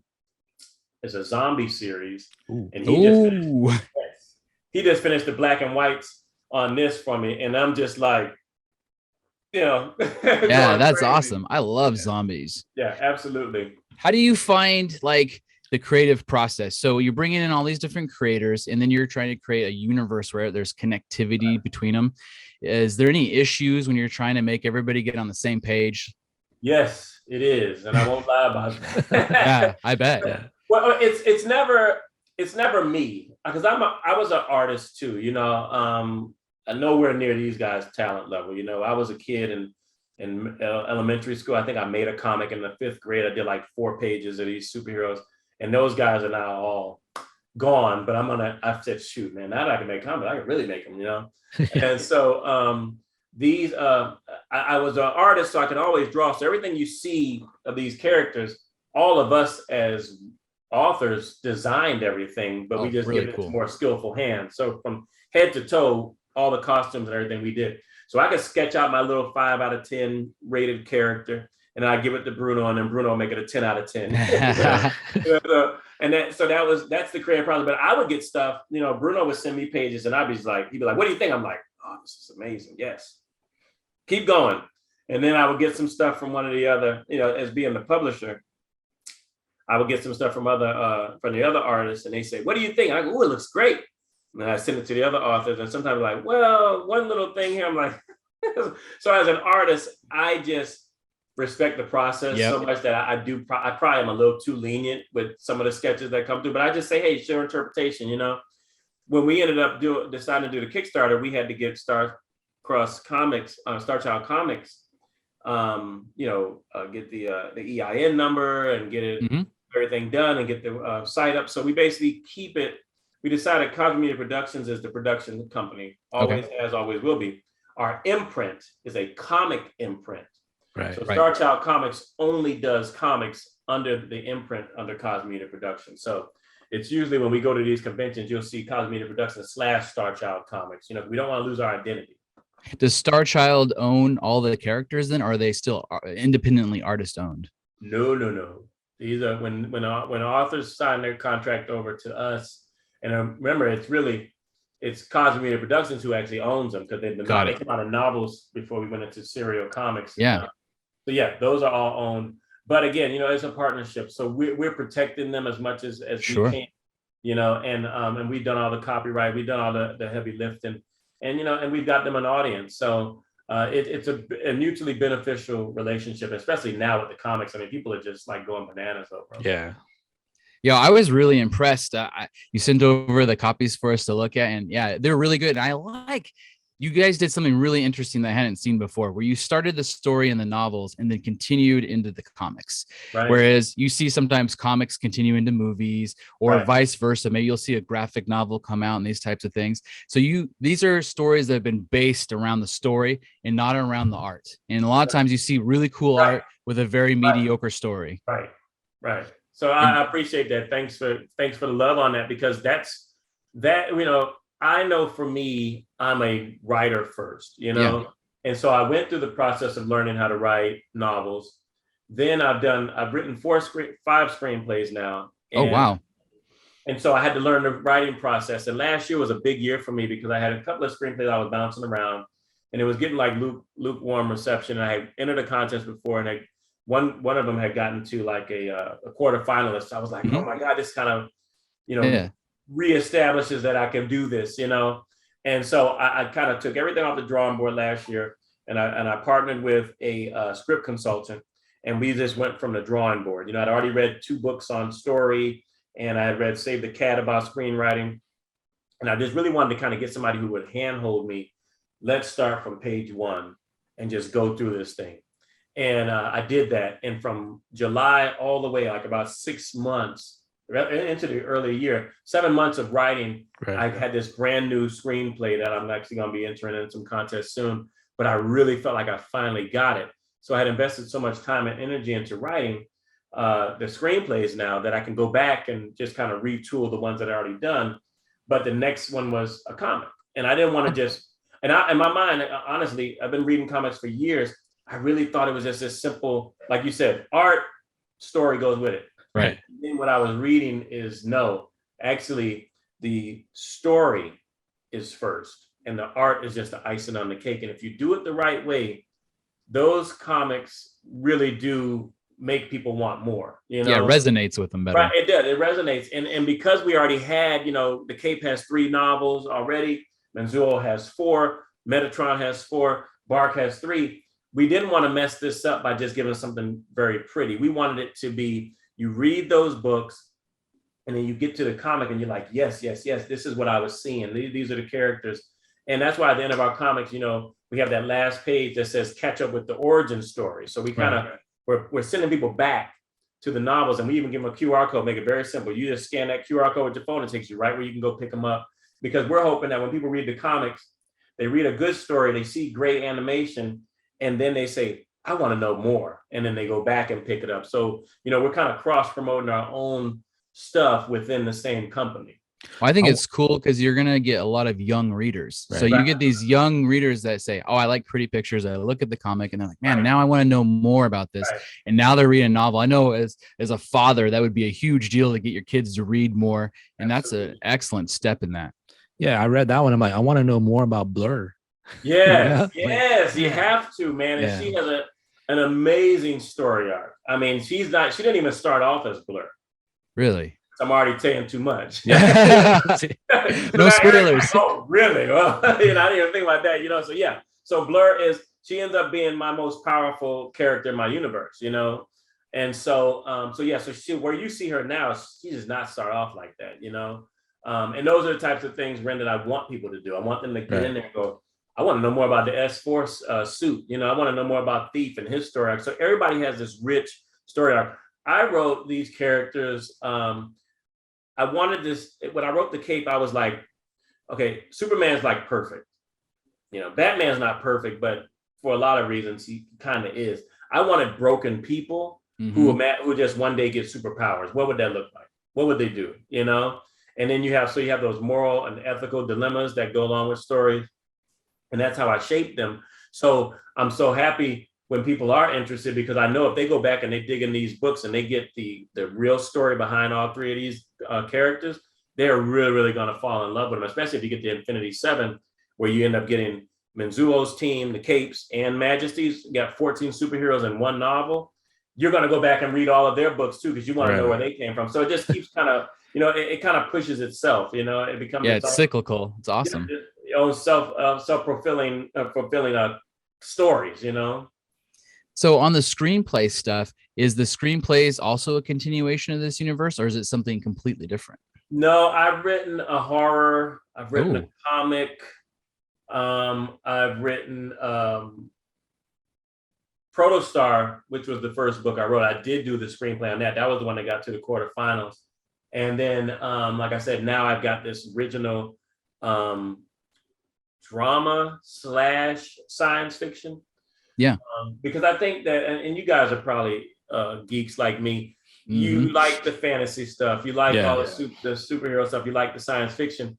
But the one thing that really makes you like the stories, honestly, is we're more character driven now than we used to be. Everybody was like story driven. Now we're character driven. Yeah, so you connect with the characters now. If you can follow this character from point A to point B, and you know what their goal is, and you see their objective to get to the goal, they try to get to one, and then if I could just do this, then I can get here. And then all of a sudden there's a failure. We call it a shortfall in writing. And then they have to retool, recalibrate, figure out what they have to do. They get back on the road again. They get to another one, shortfall again, retool, recalibrate, try again. That's life, honestly. You know, it's relatable. You guys didn't get, you didn't get to where you are just straight off the jump. You had to go through, you know, you might have went and got a nice camera, your camera broke. You know, your first day you tried to run a podcast, the mic wasn't working. You had to get a new one. So it's that, and that feels organic. That's how we live. Yeah, agreed. So if you get a story where somebody just blows up everybody and wins, you're kind of like, well, it looked good, but that was trash, you know? Yeah. It's about those complications along the way. So I had to write stories like that. And this new one that I came up with, I really started going, man, I have a subgenre of sci-fi because primarily this is drama, you know, which I love now, you know. So I agree that it's nice when the characters feel relatable, because then you can go through the journey with them. Absolutely. And that's part of the reason why I never liked Superman. I always thought Superman was too OP. He's an alien. I have nothing. He's handsome. I can't relate to this guy. And so what did you find when you were kind of growing up and like learning this is the, like you said, the nerdy stuff that you like? What was inspiring you? What were the things that you used to read and watch? The first science fiction book I ever read was Fahrenheit 451. Oh, that's a great one. Can't go wrong there. Right. And so I think I started having an appreciation for the concept of taking truth and bending it and not really breaking it, and then making a story out of it, So, and taking things that are really, everybody, you're in school and you're reading books and you really couldn't care less about a book because they made you read it, Right. Yeah. I remember I think I had to read Silas Marner as a kid. I'm like, what is this about? How to build a fire, and those stories, like, it was required reading. And I hated when they told me it was required reading because I didn't want to read it then, just because you said that, And so they take a concept like that, Ray Bradbury, and he says, well, we're just going to burn the books. And then so you take something that I didn't put a lot of value in, but then when you burn it, now I know there's value. So taking concepts like that and turning them into a rich story, it was just really intriguing to me. Then I ended up reading Dune, and then I got into, and then Star Wars came out, and all. So then I started seeing this stuff visually, and I started attaching to it. And then so now I know, now that I've learned more of the trade, I started really realizing how important it was to really be character driven first, because if people love your characters, again, that's what Ren said first. They say, like, hey, I want to know more about Blur. He's now somewhat connected to that character. Just that little bit of interest is what's going to drive you back to actually really dig in, Yeah, that's awesome. What kind of like superheroes were you into in the comics? Were you like a Batman guy, a Wolverine guy? Was it Marvel? Was it DC? Just called them. You just called all of it. Really? I grew Those are up all flawed characters. That's why. Exactly. I grew up looking at a show in the back in the day called Super Friends. Oh, nice. That tells my age, right? And me too. And they had the Wonder Twin powers. Actually, so I saw really DC was really always in the forefront. I think Spider-Man and His Amazing Friends was another show, and I liked that one. But I was really connected to the DC world because that's really mostly what I saw. And then I really started liking Batman. Batman was like my guy back then. Now Batman is a lot more complicated, whereas like Batman is the real person and Bruce Wayne is the disguise, I like that concept. That resonates with me a lot more. And then of course Wolverine was my guy from Marvel. If I had to pick somebody on Wolverine and in Marvel, it was Wolverine's universe, because how flawed he is, Yeah. And so I like the comics that I started buying then was this X-Men. I just bought X-Men left and right, and then I started getting into some of the side stuff. I really liked Alpha Flight. I was weird, Canadians. Nobody reads Alpha Flight, but I like the big, Sasquatch and then Puck, and so I just love the characters. I like silhouettes, if you give me a cool. I remember a writer said that before. He's like, if you really want to write a cool character, imagine if you turn the lights off and you just had a silhouette of a person. How would you write it? And I was like, man, that's like really cool. It's a great concept to think about, So I just always love these big kind of characters, And so I've always stayed with X-Men, even though I've never really honestly seen a really good X-Men movie. No. Maybe you need to write it. That's true. Yeah. I think they've gotten close with a Logan maybe. Good. Logan was cool, but and I almost don't want to call that an X-Men movie. You know what I mean? It was like it was Wolverine's movie, but everybody trying to associate it. I thought crazy stuff like Deadpool was good. And I like what he did. At least he had Colossus in his movie that was finally a Colossus that I connected with. Yeah. As opposed to the other one. So and then Batman was good. I like what Nolan did with Batman. Finally, we had gotten some good Batman movies, and I thought the one that Pattinson did was really good too, because they stayed in Batman. We rarely saw Bruce Wayne, So I'm excited. I'm hoping that we just keep getting more story-driven narratives with superhero stories, because I think there's a lot of room for it. So if you do write Wolverine, I want to see him fight Omega Red. Okay.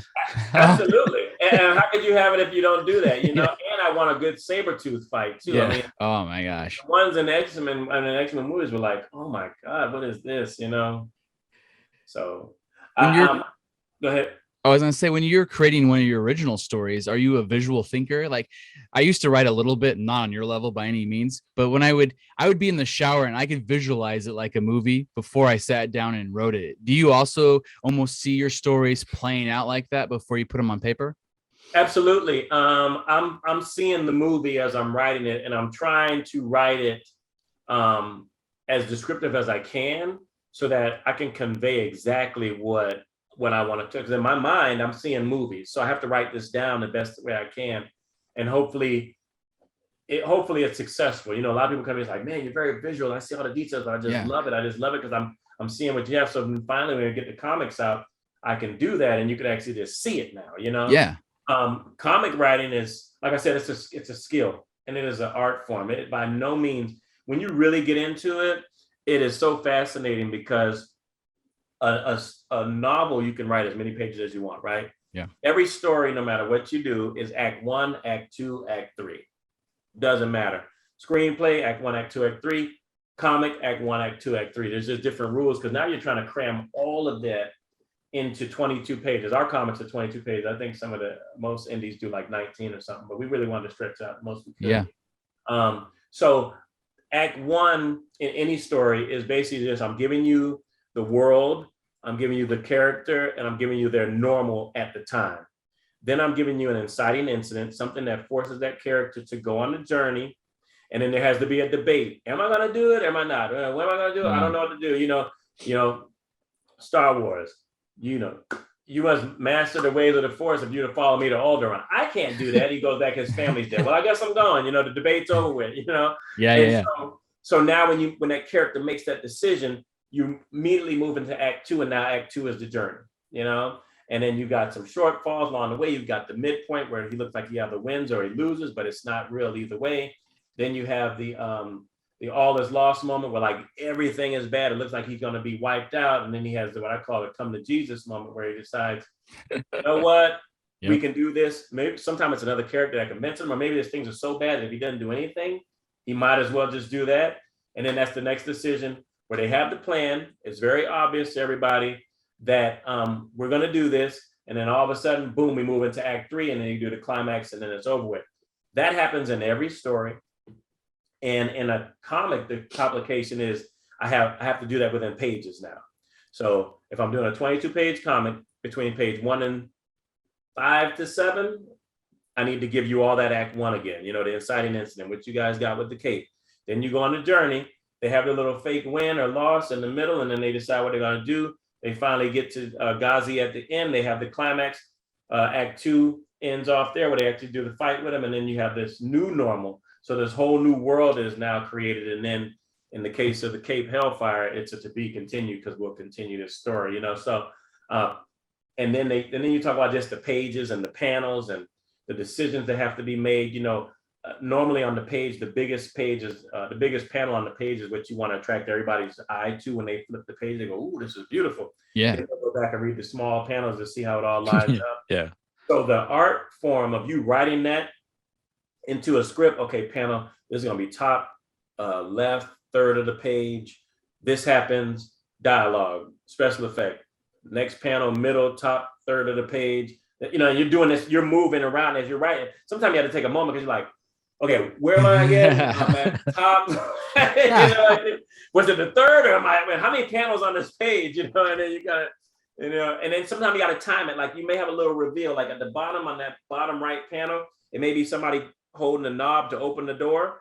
And then when they turn the page, I'm on the next page, and boom, something may happen. So it's really, really cool how you put those up together. I'm trying to, don't want to curse, but I'm trying to mind F.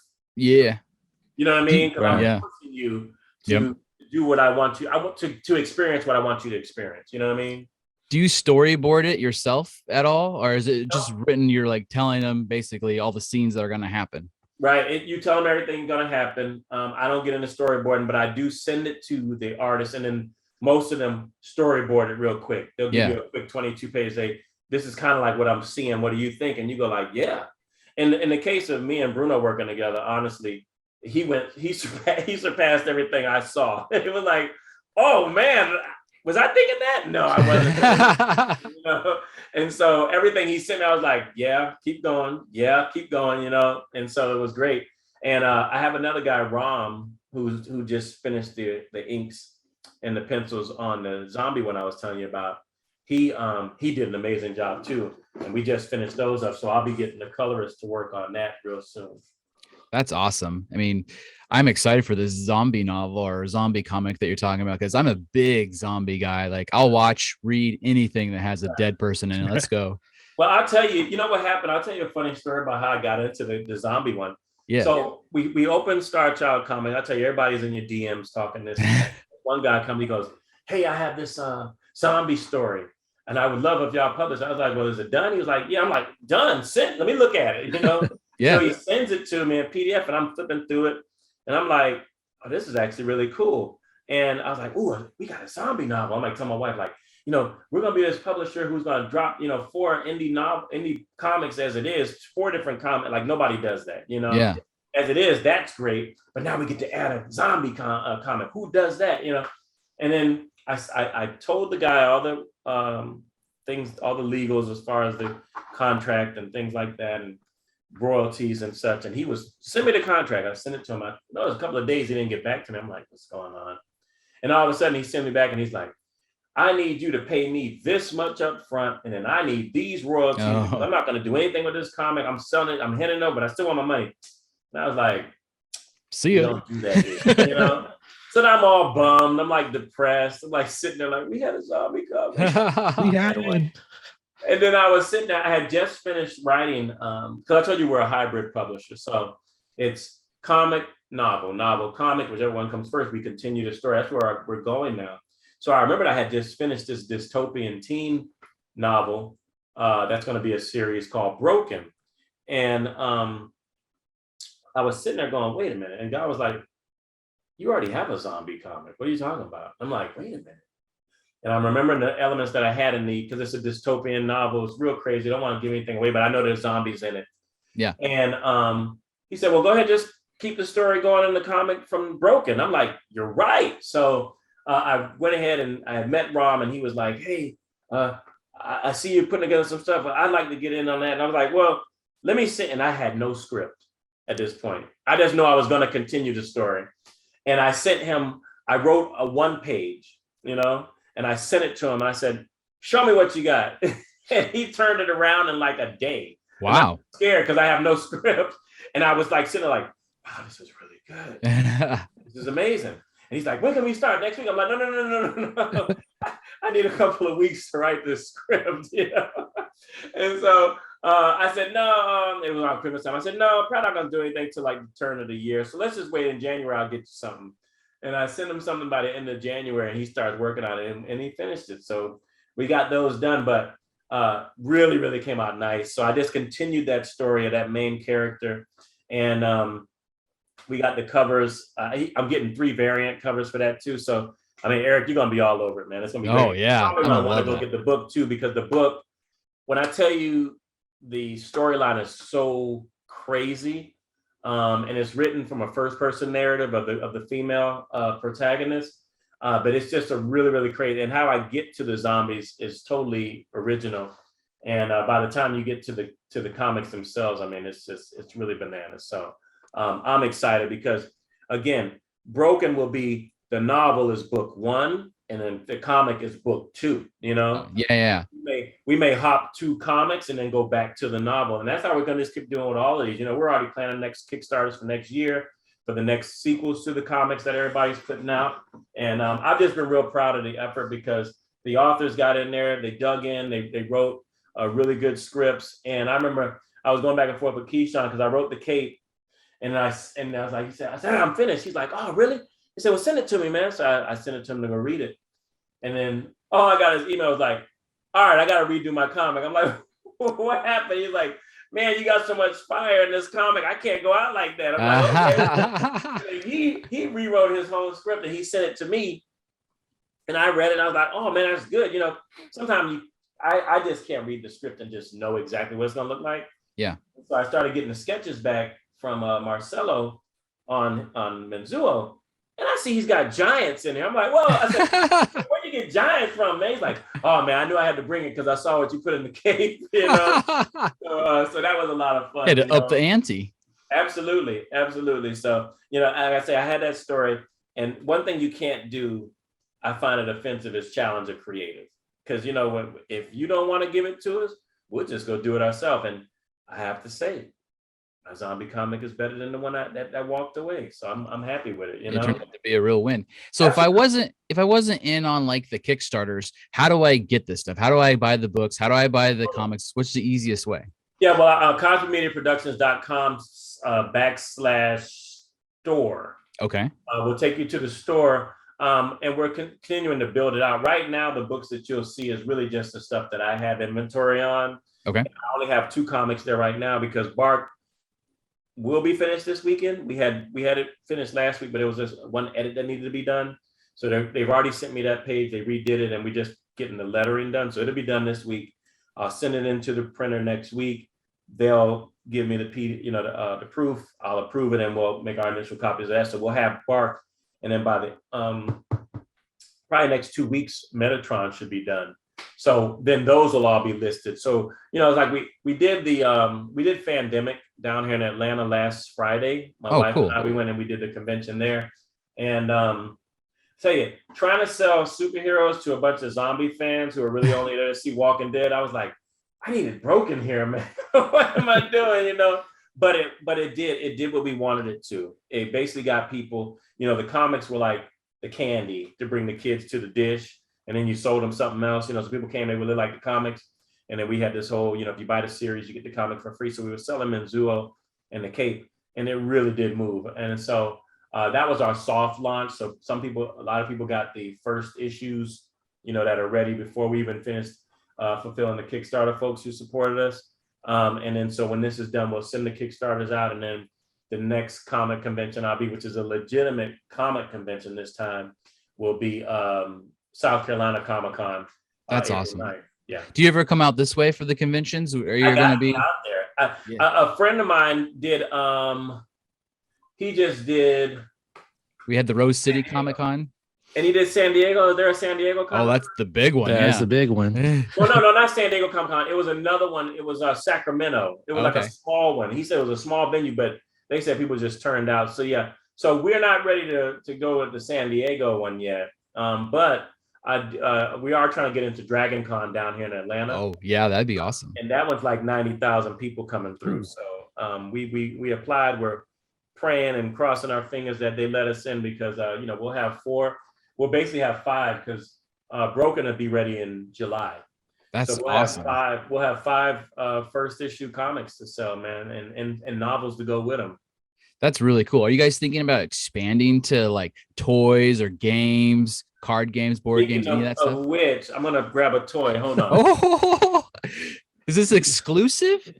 Yeah, dude. You're the first podcast to see it. Oh, there we go. Hell yeah. Breaking right here on the Audionots. Right. Ready? So, all right. So I got Thief here. Oh, wow. You really do have your own action figure. Holy smokes. That's amazing. Is that something that's going to be in production that other people could actually buy? Well, if they want to. I work with a guy called the Toy Maker, and he's really, really fabulous and talented. Yeah. So the minute I got these things, I got my characters done, and I found out about him. I sent it. I gotta get these characters done. Let me show you Paladin too. Yeah, I gotta see it. This is awesome. I think those are the ones in the Cape comic. Yes. Right? All of these guys are on the Cape. So here's Paladin too. That right there is my favorite. Paladins. I don't know if you've heard this before, but he is so cool, because I'm attracted. Like, I love a good story, I love a good narrative, but I'm a simple-minded man sometimes, and it just is cool. I'm like, that guy is cool, and I get it. Yeah, thank you. And then I ended up getting the main antagonist that's going to be in the story arc of Infinity 7, because that's going to end up being 4 books. But this is strategy. Oh yeah, that's a big old BA. He's a tough one. I mean, look how big he is. He had to be bigger. Yeah, like life. Yeah, imposing. I love it. That's awesome.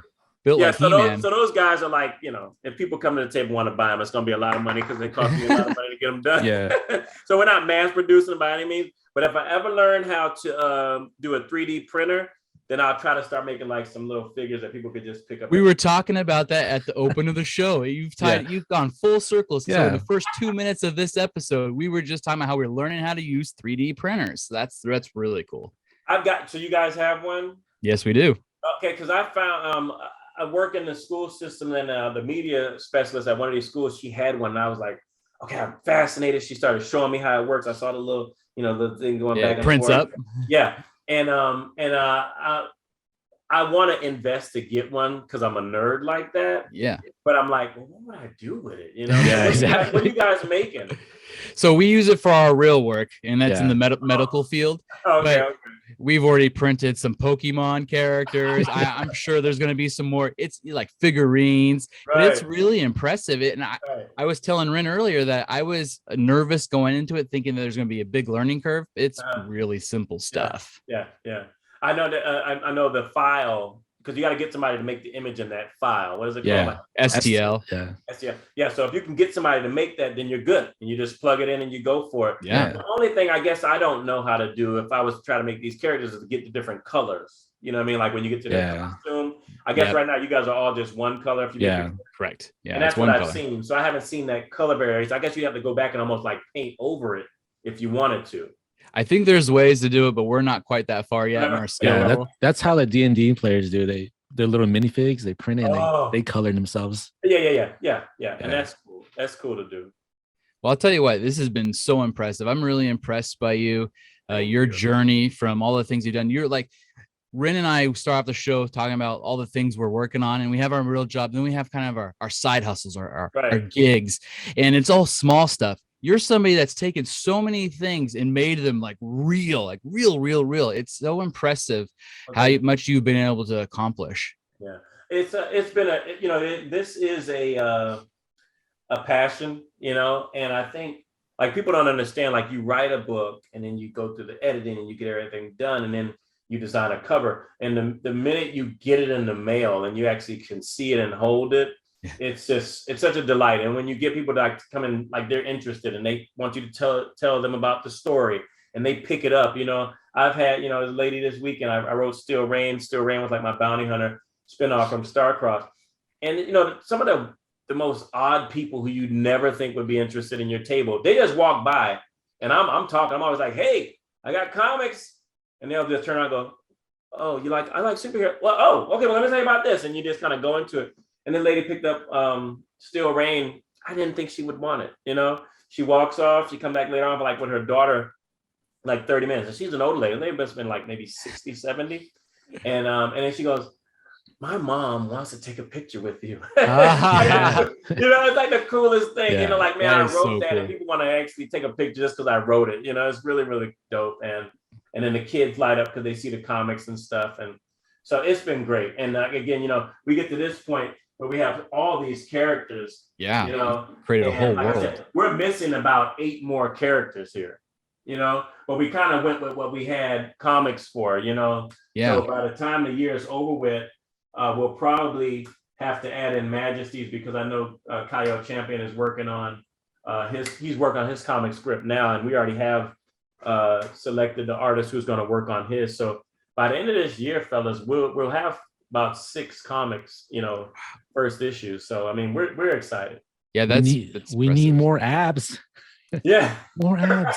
Yeah, I don't think anybody's gonna be lacking in abs on this one. Yeah, each one of them's got like a 12-pack. I'm like, oh, I'm so jealous. Just one. Make you go to the gym. For sure. I need one with a dad bod. It's like, right. There's your next comic idea, dad bod. Yeah. He like hides his secret powers inside of his gut. I like that one. Yeah. It's been crazy. So that's how we got Star Child comics, because then my wife was like, we wanted to just always keep everything kind of connected, like you say, it's come 360 and stuff. And I was like, you know what? I started off with Starcross. I started off with the concept of Star Children, and we're just gonna go with Star Child here, and it just sounded cool. People were like, oh, that's actually a pretty dope name. So we just went with it. Yeah, it's really cool. You've created something that I think is going to have some longevity too, because you've taken the time to build the worlds. It's not just instantaneous. Absolutely. Yeah, I mean, if people go in and they really dig in, man, I mean, like just the lore alone on like Menzuo, with him being like this alien from another planet, and he's adopted by these Earthlings who don't, they know what he is, but he has no idea, and just his whole coming of age throughout his 4 books. And then Metatron is the same way. He meets this angel, he gets these powers, and every book that you read with Metatron, he has a new power that kind of evolves. So he's learning that.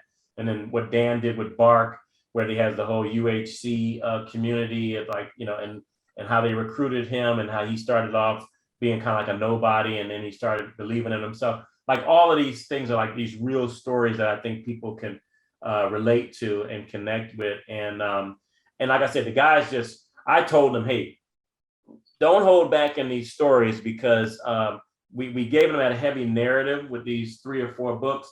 Give them some action, and they really did. They really gave a lot of action. So I mean, I know you guys read 2 of them so far, but the other 2 are just as action packed, if not, you know, right on the same level. Yeah, I'm really impressed. So great job. Thank you. It's been something else. We're really happy to have had you on. You're just a genuine, likable guy. We've been really lucky. We haven't had a ton of guests in this. We said in 2022 we're gonna start doing more guests, and we've had a few guys, and everybody that's come on has been like just like real stand-up good dudes. So I'm rooting for you. I think that you're gonna go a long ways, and I'd love it if we could have you back on. Maybe in the future when you start to build some more stuff. Well, when I get broken, man, because I know you love that. Yes. We'll get on there. We'll do a nice deep dive into that storyline, because I don't want to reveal anything until it's ready. Let me see if I can pull up a page here. Sure. Yeah. I'll show you 2 things. I'll show you the cover of the novel. Give us a tease. The tease. Yeah, let me see if I can pull up the novel cover. Do you ever write characters and imagine what actor would play them? Oh, absolutely. Absolutely. I've got a ton of people right on the, let me see, will this show up? Maybe lean it forward. There you go. Yeah, I see it. Nice. Okay. That's the novel for Broken. And That's you can see beautiful cover. The guy on the side, and this is all digital art too. Yeah. The guy on the side is like a hoarder. What we have in it, there's like 3 different factions, and then there's a zombie way in the back there, and then there's a on this other side is like the police called the establishment. So those guys are there, and then I'll show you one of the inks from Broken Now. Let's see.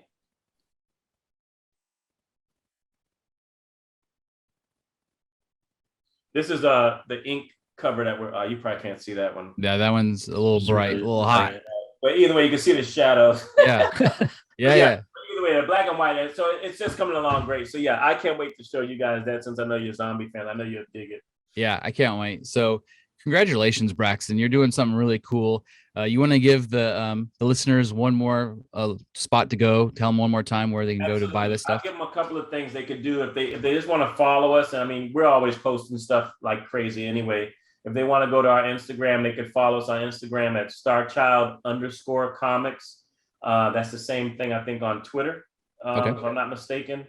Let me see. It's Starchild Comics flat on Twitter. If they want to go to the website, they can go to cosmomediaproductions.com under publishing. If you hover over that, you'll see the tab come up for Starchild Comics. That will introduce you to all of our artists and then what comics they were working on. And so you should be set after all of that. That's great. Well, thank you so much for the time today. And we're gonna promote the hell out of this because it's cool. Yeah. I really like it. Yeah, well, you are like a modern day Renaissance man. You know. Thank you. I think your next comic should be called Dr. Cosby. Good looking scientist. He's ripped and he's just a creator, and everything he creates out of his mind is something he can use. I'd read that right now. Thanks. Yeah, I gotta send you guys. I'm gonna be honest. I gotta send you guys real copies of the comics because there's nothing like getting them in your hands. So we'll definitely connect and get an address. Absolutely. And mail them out. Yeah, would love that.